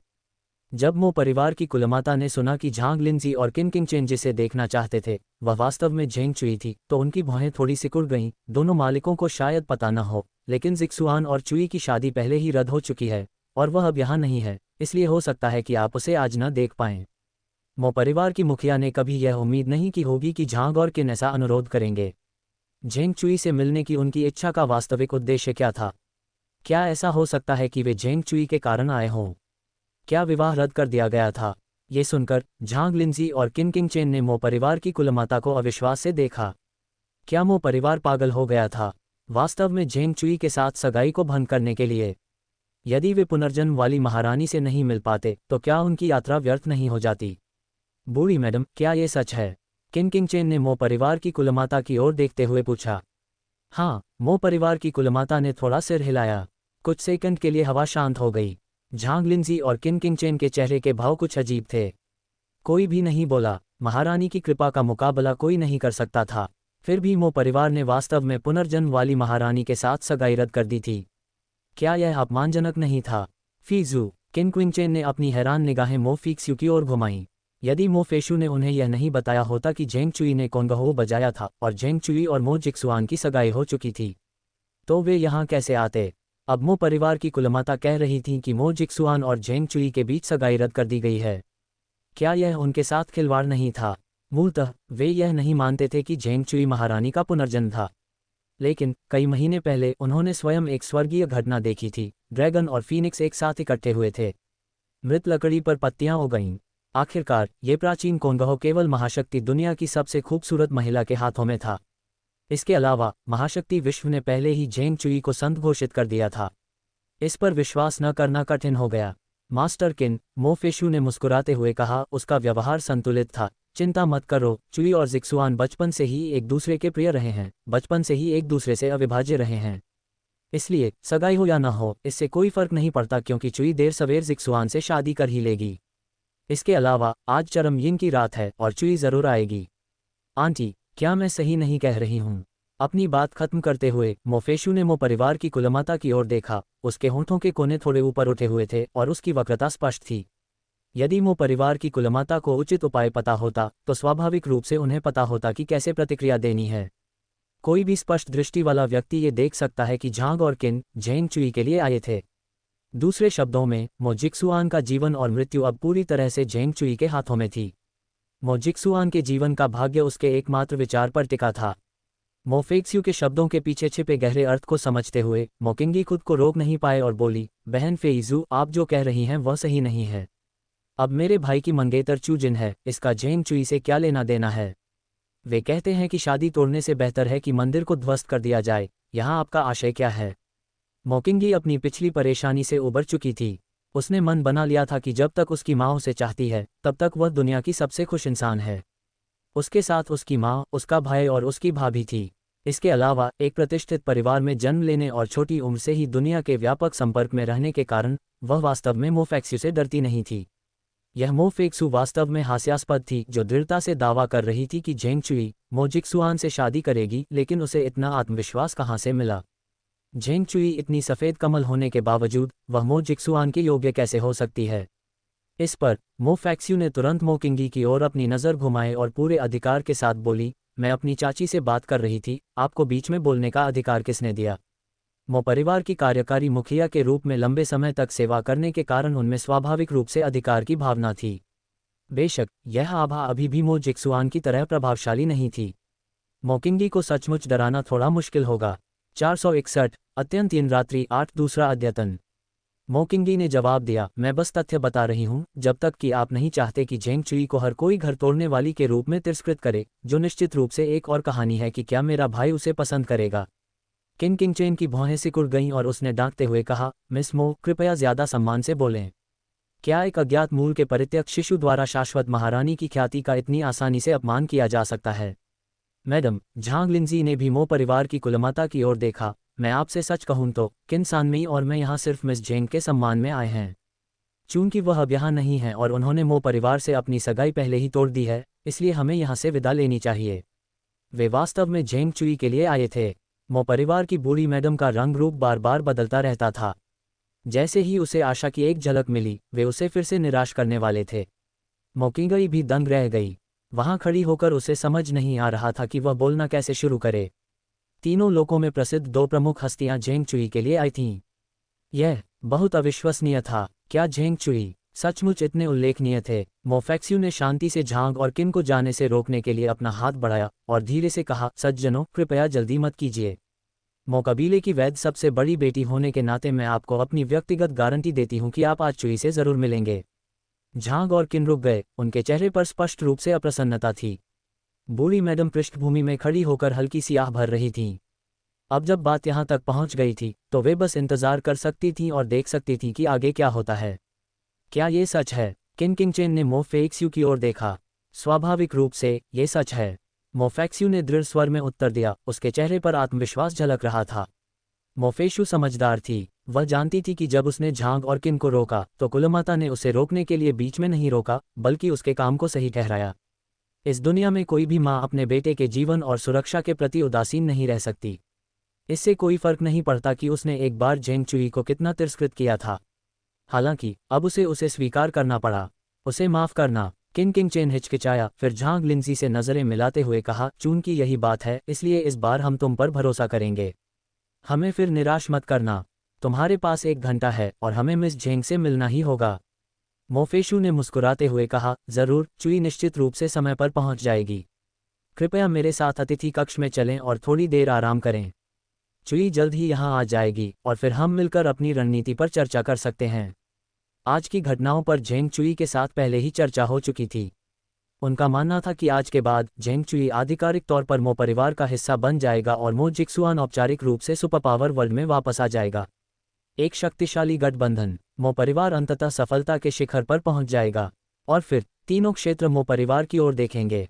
इसके बारे में सोचते ही मोफेक्स्यू को अहंकार की भारी भावना से भर दिया गया। उनके नेतृत्व में मो परिवार अंततः दिन का प्रकाश देखने वाला था। मोफेक्स्यू की बातें सुनकर किन किंगचेन और झांग लिंजी ने संतोषजनक ढंग से सिर हिलाया और उसके पीछे चले गए। बूढ़ी मैडम मो की अभिव्यक्ति और भी अधिक निराशाजनक हो गई। उसने कभी उम्मीद नहीं की थी कि चीजें इस तरह से विकसित होंगी। मोकिंगी ने बूढ़ी मैडम मो को बाहर निकलने में सहायता की। झांग और किन को अतिथि कक्ष में बिठाने के बाद मोफेक्स्यू ने बूढ़ी मैडम मो की ओर देखा और फुसफुसाया, आंटी, आपने खुद ही स्थिति देख ली है। अब मास्टर किन द्वारा बताई गई 1 घंटे की अवधि में 50 मिनट शेष हैं। आप जानती हैं कि आगे क्या करना है। मोफेक्स्यू के शब्दों में निहितार्थ बहुत स्पष्ट था। वह चाहती थी कि बूढ़ी मैडम मो व्यक्तिगत रूप से झेंग चुई को वापस बुलाएं और बाहरी लोगों के सामने उसकी पहचान आधिकारिक रूप से प्रमाणित करें। ये झेंग चुई के लिए एक प्रकार का समापन होगा। आखिरकार झेंग चुई की स्थिति को नज़रअंदाज नहीं किया जा सकता था। उसके साथ अन्याय नहीं किया जा सकता। महाशक्ति जगत की प्रथम संत, एक व्यक्ति जिसने महाशक्ति विश्व के आधे क्षेत्र पर नियंत्रण किया। मो परिवार के लिए ऐसी व्यक्ति को बहू के रूप में पाना उनके लिए बहुत बड़ी बात थी। फिर भी वहां अभी भी बूढ़ी मैडम मो जैसा कोई अनुचित व्यक्ति था। अनिच्छा से कार्य करना। उसे यह नहीं पता था कि बाहरी दुनिया में कितने लोग संत बनने की चाहत रखते हैं। मोफेक्स्यू के शब्दों के अर्थ को समझते हुए बूढ़ी मैडम मो सीधी खड़ी हो गईं और मोफेक्स्यू को ठंडे स्वर में देखते हुए बोली, क्या आपने ही झांग लिंजी और किन किंगचेन को इस तरह से कार्य करने के लिए मजबूर किया था? सामान्य परिस्थितियों में झांग और किन अचानक झेंग चुई से क्यों मिलना चाहेंगे? क्या उससे झेंग चुई को वापस बुलाने के लिए कहना झेंग चुई की पहचान को अप्रत्यक्ष रूप से मान्यता देने के समान नहीं था? क्या मो जिक्सुआन इसे सहन कर सकता है? क्या चू जिन इसे सहन कर सकता है? मुझमें वह क्षमता नहीं है। मोफेशू ने अपना हाथ उठाया और अपने बालों को पीछे झटकते हुए कहा, आंटी, आप मुझे बहुत ऊंचा समझती हैं। क्या आपको मास्टर झांग और मास्टर किन का रुतबा नजर नहीं आता? बिना किसी कारण के क्या वे मेरी बात सुनेंगे? मोफेक्सुए ने जो कहा वह उचित था। तीनों लोगों में झांग और किन की स्थिति को देखते हुए वास्तव में कोई भी उन पर नियंत्रण नहीं कर सकता था। लेकिन जब झेंग चुई का नाम लिया गया तो उन्होंने इतने सम्मान के साथ व्यवहार क्यों किया? मो फैक्स्यू ने अपना स्वर नर्म किया और आगे कहा, आंटी, स्थिति यहाँ तक बढ़ गई है और हमारे पास कोई और विकल्प नहीं है। चलो हम सब मिलकर चुई को वापस बुलाते हैं। माँ, मो किंगी ने बूढ़ी मैडम मो की बांह पकड़ते हुए चिंतित होकर कहा, आप झेंग चुई को आमंत्रित नहीं कर सकती। क्या उसकी माँ को व्यक्तिगत रूप से झेंग चुई को वापस आमंत्रित करना चाहिए? क्या इससे भविष्य में झेंग चुई को अपनी पूंछ आसमान तक उठाने की अनुमति नहीं मिल जाएगी? 462 अत्यंत रात्रि 9 तीसरा अद्यतन। यदि यह वास्तव में झेंग चुई को वापस लाने के बारे में है तो चू जिन को क्या करना चाहिए? उसके दिल में चू जिन के अलावा कोई भी उसकी भाभी नहीं हो सकती थी। मो फेशु ने मो किंगी को घूरा और गुस्से से कहा, तुम बेरहम कुत्ते। मो परिवार ने तुम्हें इतने सालों तक पाला है, क्या तुम हमें इसी तरह चुकाते हो? अगर तुम चुई को अभी वापस नहीं लाए तो क्या तुम बस जिक्सुआन को मरते हुए देखोगे? अगर तुम चाची झांग को मना नहीं पाए तो एक बात है, लेकिन तुम यहाँ मुसीबत खड़ी कर रहे हो। तुम्हारा इरादा क्या है?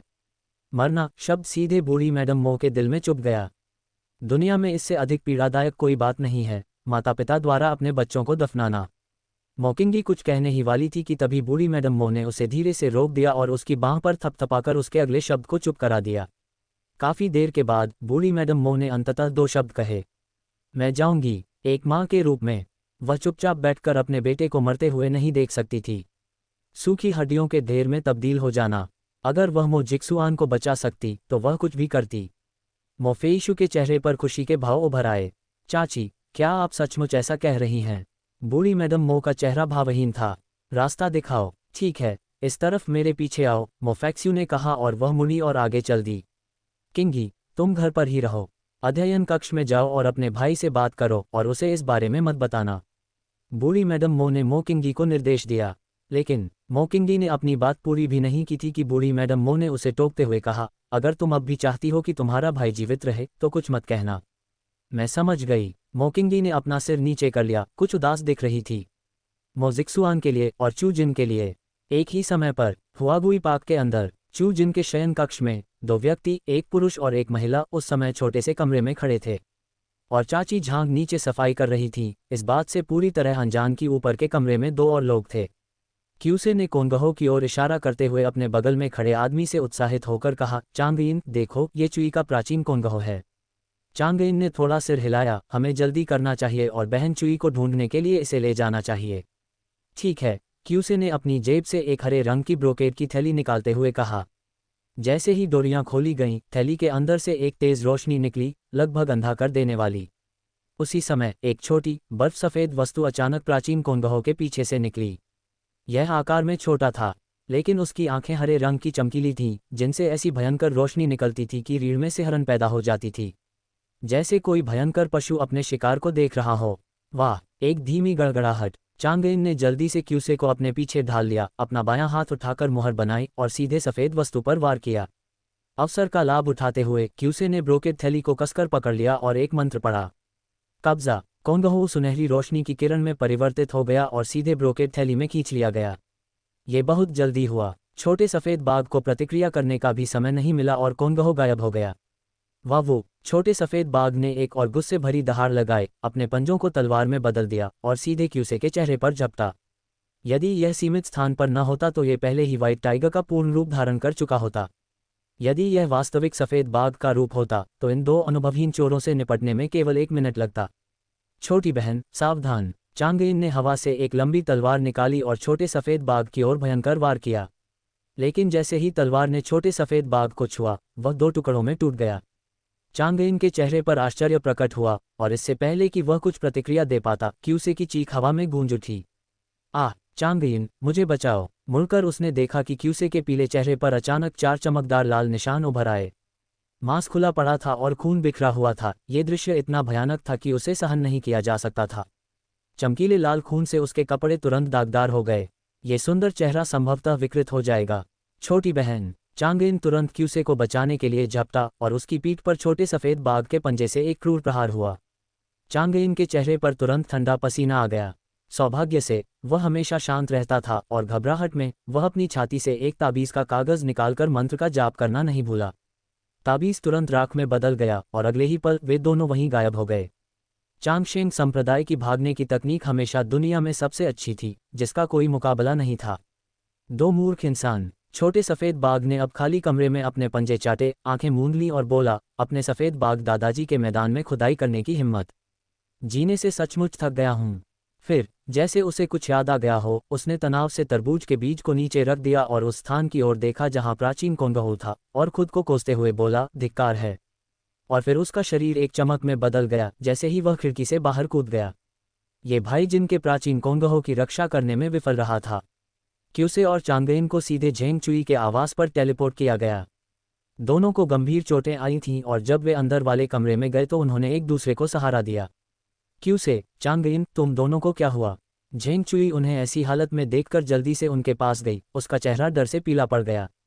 क्यूसे ने पलकें उठाने की कोशिश करते हुए कमजोरी से कहा, बहन चुई, हम ठीक हैं, चिंता मत करो। ये तुम्हारा प्राचीन कोंगहू है, इसे संभाल कर रखना, इसे दोबारा चोरी मत होने देना। ये कहकर उसने ब्रोकेड की थैली झेंग चुई को दे दी। झेंग चुई महाशक्ति जगत की मान्यता प्राप्त देवी थी और उनके लिए कुछ करना क्यूसे के लिए सम्मान की बात थी। ये चरम यिन की चरम रात थी। झेंग चुई को कोंगहू की जरूरत थी और इसी तरह मो जिक्सुआन को भी थी। 463 अत्यंत यिन रात्रि 10 चौथा अद्यतन। इतनी बुरी तरह चोट लगी है और फिर भी कह रही हो कि कुछ नहीं हुआ।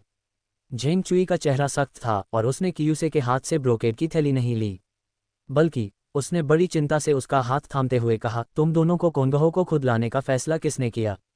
आखिर वो तो एक बेजान चीज़ है। क्या इसके लिए तुम दोनों को इतनी गंभीर चोटें खानी चाहिए थीं? चलो, मैं तुम्हें इलाज के लिए ले चलती हूँ। जैसे ही उसने अपनी बात समाप्त की, उसने उन दोनों को ऊपर की ओर जाने में मदद की। ये शब्द क्यूसे और झांग यंग के दिलों पर गहरा असर करते हैं।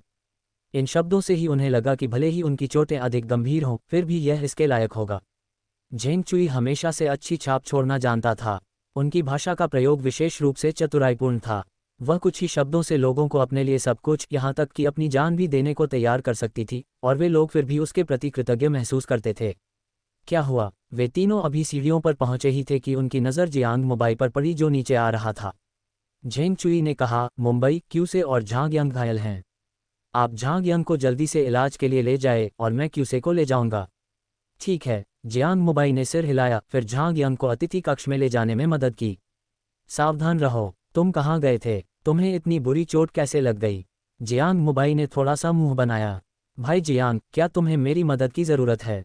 शांगगुआन जियाओ अचानक मुस्कुराकर पूछा।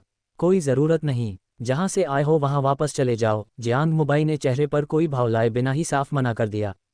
हाल ही में वह शांगगुआन जियाओ की दृढ़ता से सचमुच थक गया था।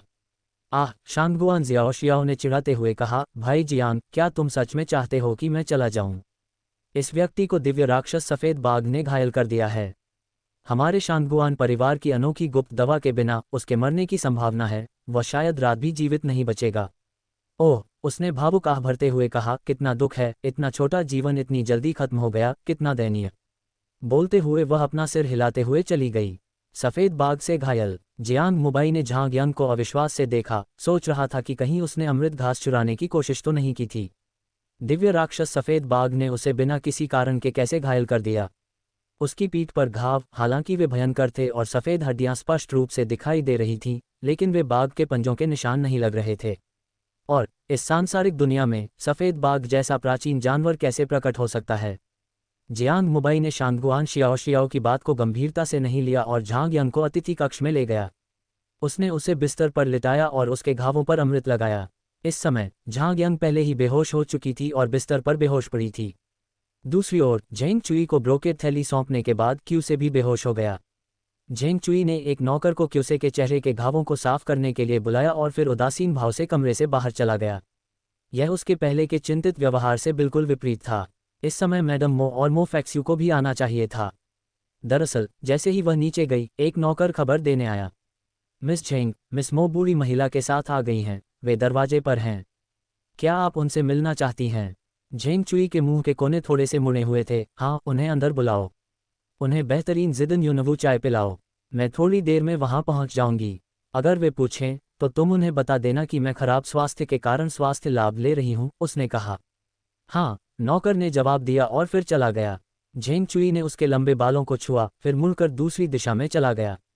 उसने पहले भी कहा था, एक दिन वह मो परिवार में वापस आएगी और सर्वोच्च पद ग्रहण करेगी। और देखो, वह दिन आ ही गया है ना। वह न केवल वापस लौटी, बल्कि मैडम मो ने स्वयं उनका स्वागत किया। यह अनुभूति सचमुच आनंददायक थी। क्या मैडम मो उसे नीची नज़रों से नहीं देखती थीं? क्या उन्होंने बरसों से बने माँ बेटी के रिश्ते की अवहेलना नहीं की थी? लेकिन अंत में, क्या वह अभी भी उससे विनती नहीं कर रही थी? वह शिष्ट व्यक्ति उसकी क्या मदद कर सकता था? आज वह उसे यह बताने के लिए दृढ़ थी कि मो परिवार की असली मालकिन कौन थी। मो परिवार को अनंत गौरव कौन दिला सकता है? झेंग चुई आराम से अपने कमरे में चली गई।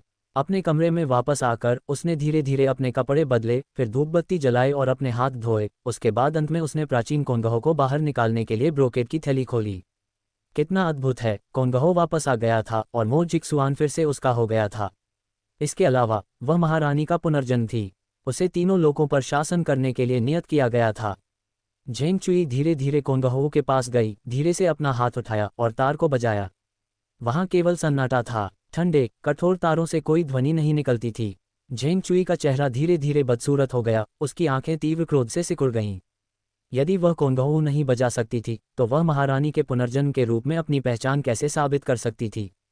वह पहले भी इसे खेल चुकी थी। अब उसे क्या करना था? झेंग चुई जिन उंगलियों से तार पकड़ती थी, उनसे खून की बूंदें टपक रही थीं, फिर भी वह अनजान बनी रही। घबराहट के साथ साथ भ्रम की भावना भी थी, खासकर यह सोचकर कि मैडम मो और मो फैक्स्यू मुख्य हॉल में उसका इंतजार कर रहे थे। उस शापित प्राणी ने कोंगहो के साथ वास्तव में क्या किया? झेंग चुई अपने कमरे में इधर उधर टहल रही थी। कुछ क्षण बाद वह कमरे से बाहर निकली। उसके पैर थोड़े पीले और लड़खड़ा रहे थे और वह कमजोर सी लग रही थी। आंटी मो, सिस्टर फैक्स्यू, आप आ गई हैं। बात खत्म करते हुए उसने अपना मुंह रुमाल से ढक लिया और धीरे से खांसी। चुई, तुम्हें क्या हुआ है? मैंने अभी नौकर से सुना है कि तुम्हारी तबीयत ठीक नहीं है। क्या तुम ठीक हो? मोफेइशु ने थोड़ी घबराहट के साथ पूछा। कुछ नहीं, झेंग चुई ने बनावटी मुस्कान के साथ जवाब दिया। बस हल्की सी सर्दी जुकाम है। वैसे आज तुम और आंटी मो यहाँ क्या लेकर आए हो? वह उत्तर जानती थी, लेकिन उसने जानबूझकर पूछा ताकि वह अपने शब्दों से मैडम मो को अपमानित कर सके। बस उसके चेहरे पर दर्द के भाव देखने के लिए। 464 अत्यंत इन रात्रि 11 पहला अद्यतन। झेंग चुई अपनी लाल पोशाक में ही रही। उसका रंग हल्का सफ़ेद, दयनीय रूप से कमजोर था, जो दूसरों में आसानी से सुरक्षात्मक प्रवृत्ति जगा देता था। मो परिवार के साथ बिताए समय की तुलना में वह काफ़ी पतली लग रही थी। फिर भी उसने जो शब्द बोले वे बहुत तीखे थे। मो परिवार की मुखिया असहज होकर बैठी रहीं, अपने सामने रखे चाय के कप की ओर हाथ बढ़ाया और अपनी भावनाओं को छिपाने के लिए एक घूंट लिया। चुई, मैं तुम्हारी छोटी चाची के साथ तुम्हें देखने आया था, मो फैक्स्यू ने मजाकिया लहजे में कहा। तुम वाकई कमाल हो, हमसे मिलने के बारे में सोचे बिना ही इतने लंबे समय के लिए चले गए। झेंग चुई ने हल्की खांसी के साथ शुरुआत की, फिर मो परिवार की कुलमाता की ओर देखा और फिर धीरे धीरे बोलना शुरू किया। फेइशु बहन, आप जिक्सुआन और मेरे बीच की स्थिति जानती हैं, और इसके अलावा आंटी मो को मेरे बारे में कुछ गलतफहमियां हो सकती हैं। इसके अलावा जिक्सुआन की अब एक मंगेतर है, इसलिए मेरे लिए उन्हें परेशान करना उचित नहीं होगा। उसकी आवाज़ अभी भी कोमल थी, एक वाक्य कई अर्थों से भरा हुआ था। मो फैक्स्यू ने मुस्कुराते हुए जवाब दिया, देखो तुम क्या कह रहे हो। हम सब एक परिवार हैं। इस तरह बोलना बहुत औपचारिक है। आज मैं तुम्हें अपने साथ घर ले जाने आया हूँ। घर वापस? झेंग चुई ने आश्चर्य से अपनी नज़रें उठाईं। फेइशु बहन, तुम्हारा क्या मतलब है? मो फैक्स्यू ने आगे कहा, चुई, मो परिवार की सबसे बड़ी बहू होने के नाते तुम्हें स्वाभाविक रूप से हमारे साथ मो के घर लौटना चाहिए। तुम मुंबई के घर अनिश्चित काल तक कैसे रह सकती हो? अगर यह बात महाशक्तियों की दुनिया में फैल गई तो लोग क्या कहेंगे कि हमारे मो परिवार के कोई नियम नहीं हैं। मो फेइक्स्यू के शब्द पहले से ही बहुत स्पष्ट थे, फिर भी झेंग चुई अभी भी समझ नहीं पाया। फेइक्स्यू बहन, मुझे तंग मत करो।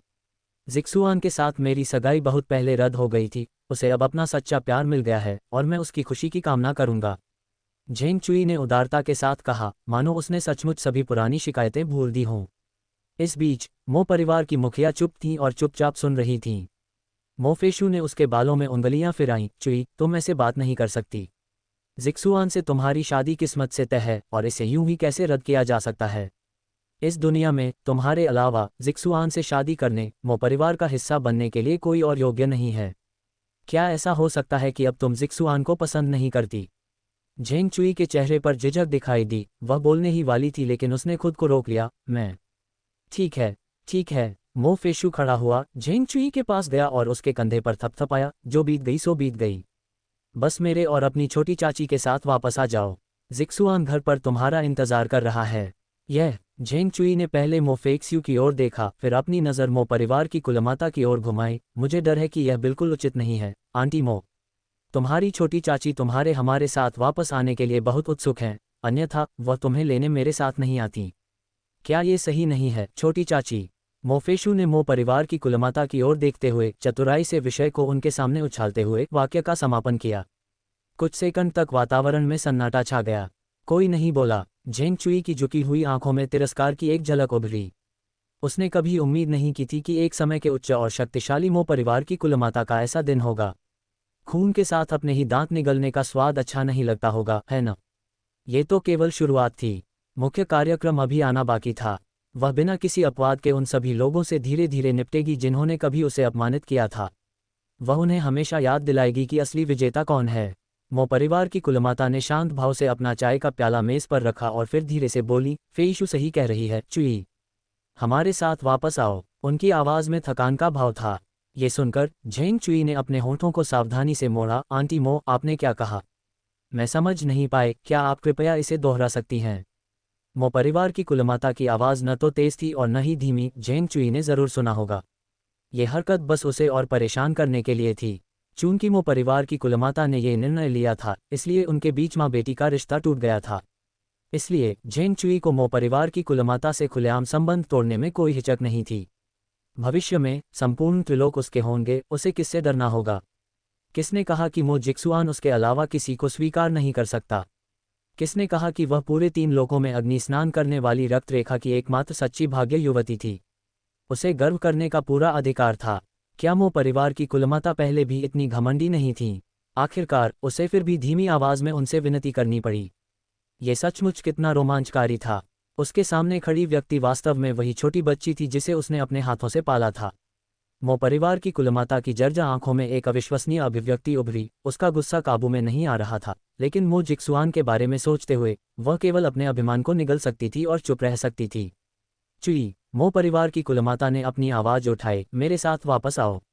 झेंग चुई ने चाय के अवशेषों से भरा कप बड़ी शालीनता से उठाया और धीरे से चाय के झाग को उड़ाते हुए कहा, आंटी मो, मुझे सचमुच बहुत दुख है। मुझे हाल ही में सर्दी लग गई है और मैं ठीक महसूस नहीं कर रहा हूँ, इसलिए मेरी सोच थोड़ी सुस्त है। आपने जो कहा मैं ठीक से समझ नहीं पाया। क्या आप कृपया उसे दोहरा सकती हैं? झेंग चुई की आवाज़ न तो बहुत तेज थी और न ही बहुत धीमी, बस इतनी कि कमरे के हर कोने तक पहुंच सके। उसके स्वर में व्यंग्य स्पष्ट था। झेंग चुई के साथ खड़े मो फेक्स्यू का तनाव कम करने का कोई इरादा नहीं था। इसके विपरीत वह इस नाटक को आनंदपूर्वक देख रही थी। उसकी नज़र में ये सब मो परिवार की कुलमाता का दोष था। यदि झेंग चुई को भगाने में बूढ़ी श्रीमती मो की वृद्धावस्था न होती तो क्या ऐसा कोई मुद्दा होता भी? उसे सचमुच सबक सिखाया जाना चाहिए, अन्यथा वह अपनी उम्र का फ़ायदा उठाकर अपना अधिकार जताना कभी बंद नहीं करती। उसे कभी यह एहसास नहीं होगा कि उसने कहाँ गलती की थी। बूढ़ी श्रीमती मो, जिन्होंने कई तूफानों का सामना किया था, ने अपना धैर्य बनाए रखा और अपनी आवाज़ थोड़ी ऊंची की, चुई, मेरे साथ वापस आओ। पहले मेरी गलती थी। चूंकि वह पहले ही यह कदम उठा चुकी थी, इसलिए वह पीछे हटने वाली नहीं थी। मो परिवार और मो जिक्सुआन के लिए।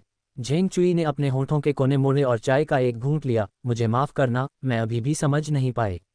आंटी मो, आपकी उम्र बढ़ती जा रही है और आप साफ साफ नहीं बोल पाती, कृपया इसे दोबारा कहें। बूढ़ी श्रीमती मो ने झेंग चुई की आंखों से नज़रें मिलाते हुए कहा, मेरे साथ वापस आओ। इस समय झेंग चुई के साथ बुद्धि की लड़ाई में शामिल होना एक बुद्धिमानी भरा निर्णय नहीं था। मो परिवार और कुछ लोग उसकी मुक्ति की प्रतीक्षा कर रहे थे। वापस जाओ। झेंग चुई के होठों पर एक स्पष्ट व्यंग्यात्मक भाव उभर आया। आंटी मो, क्या आपको लगता है कि मैं अब भी वापस आ सकती हूँ? उस दिन मो परिवार में आपने मुझसे जो बेरहम शब्द कहे थे, क्या आपने आज उन पर विचार नहीं किया? अगर तुम चाहती हो कि मैं तुम्हारे साथ वापस चलूं, तो ठीक है। झेंग चुई ने बूढ़ी औरत को ऊपर से नीचे तक देखने के बाद दया से कहा, मुझसे विनती करो और मैं तुम्हारे साथ वापस चलूंगा। गर्व से अपनी थोड़ी ऊपर उठाए हुए, अहंकारी स्वभाव का, लाल कपड़े पहने किसी न किसी का मजाक उड़ाते हुए, झेंग चुई, क्या तुम बस बोर नहीं हो रही हो? एक कर्कश महिला की आवाज़ हवा में गूंजी, एक बुजुर्ग के साथ ऐसा व्यवहार, और वे तुम्हें सबसे सुंदर कहते हैं। मुझे लगता है कि महाशक्तियों की दुनिया के लोग अंधे होंगे। तुम्हारे व्यवहार से तुम्हें सबसे सुंदर कहा जाता है। क्या मजाक है? लगता है तुम्हारी परवरिश ही खराब हो गई है। बूढ़ी औरत, डरो मत, मैं यहाँ हूँ। झेंग तुम्हें धमकाने की हिम्मत नहीं करेगा। शांगगुआन जियाओ जियाओ बूढ़ी श्रीमती मो के ठीक बगल में खड़ा था। बूढ़ी श्रीमती मो ने उसे एक दयालु मुस्कान दी। संभवतः शांगगुआन जियाओ जियाओ की स्थिति के कारण झेंग चुई ने अशिष्ट होने की हिम्मत नहीं की, बल्कि केवल घृणा से भौहें चढ़ाईं। मिस शांगगुआन, यह आंटी मो और मेरे बीच का मामला है, इसका आपसे कोई लेना देना नहीं है। कृपया चूहों को पकड़ने की कोशिश कर रहे कुत्ते की तरह हस्तक्षेप न करें।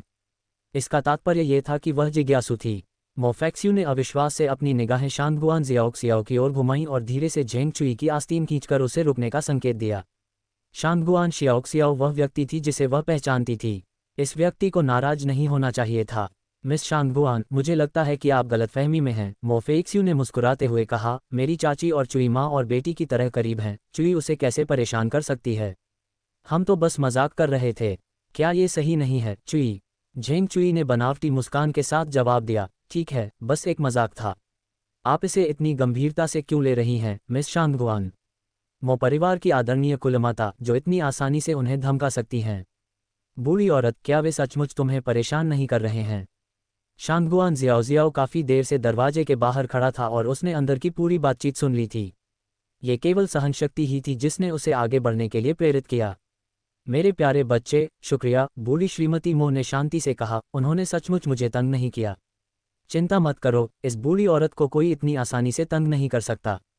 उद्धरण चिन्ह। ठीक है, बुढ़िया, डरो मत।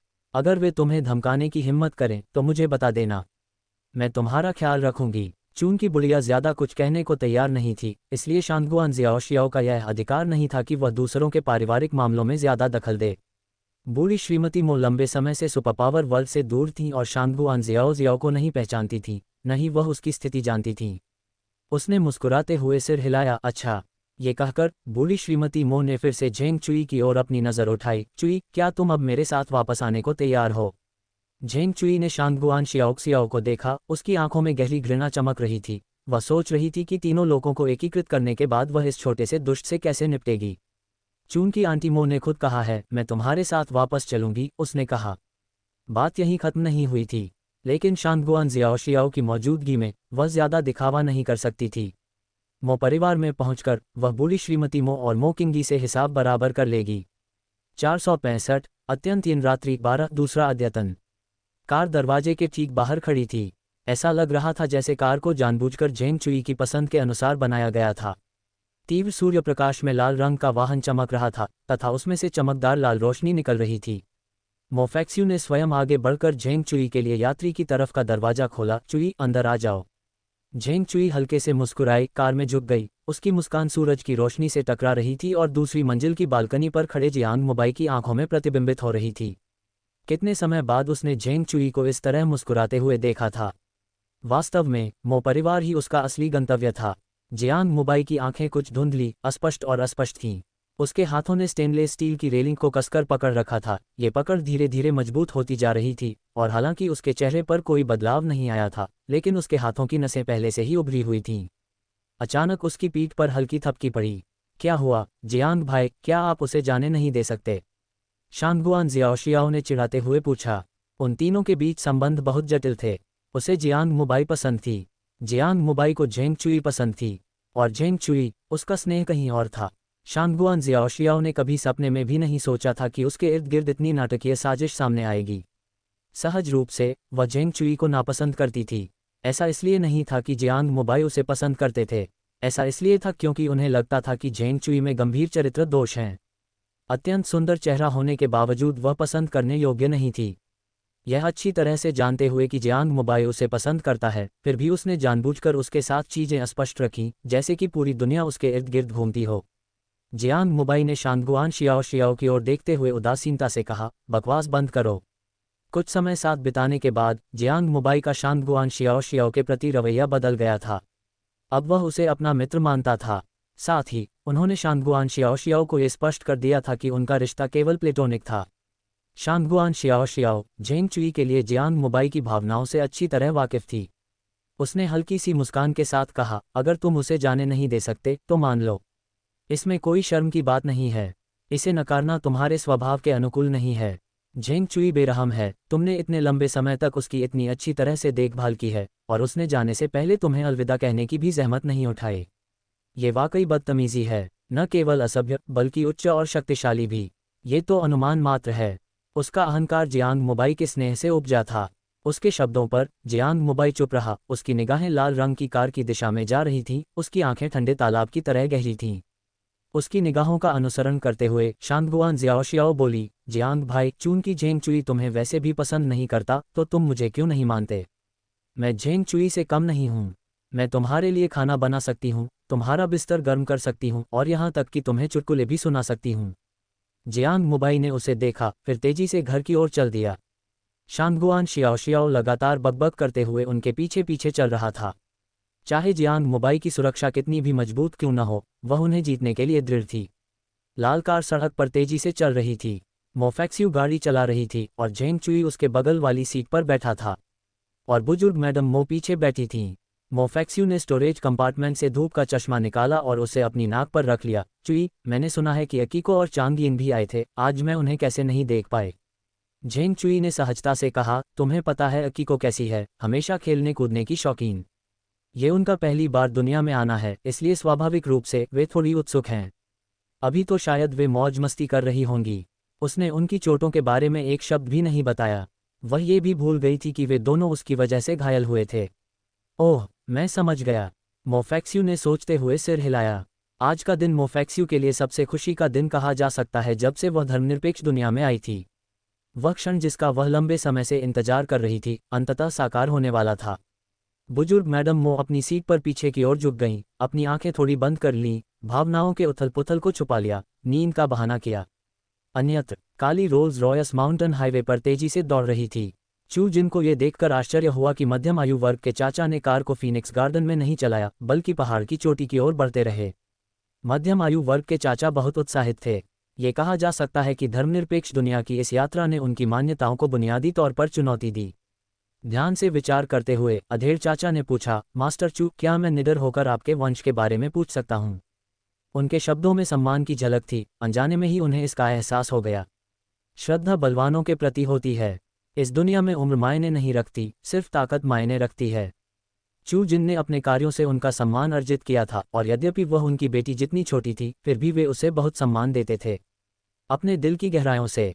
जहाँ तक उसके वंश के बारे में उसके प्रश्न का प्रश्न है, ये कुछ ऐसा था जिसने चू जिन को वास्तव में हैरान कर दिया।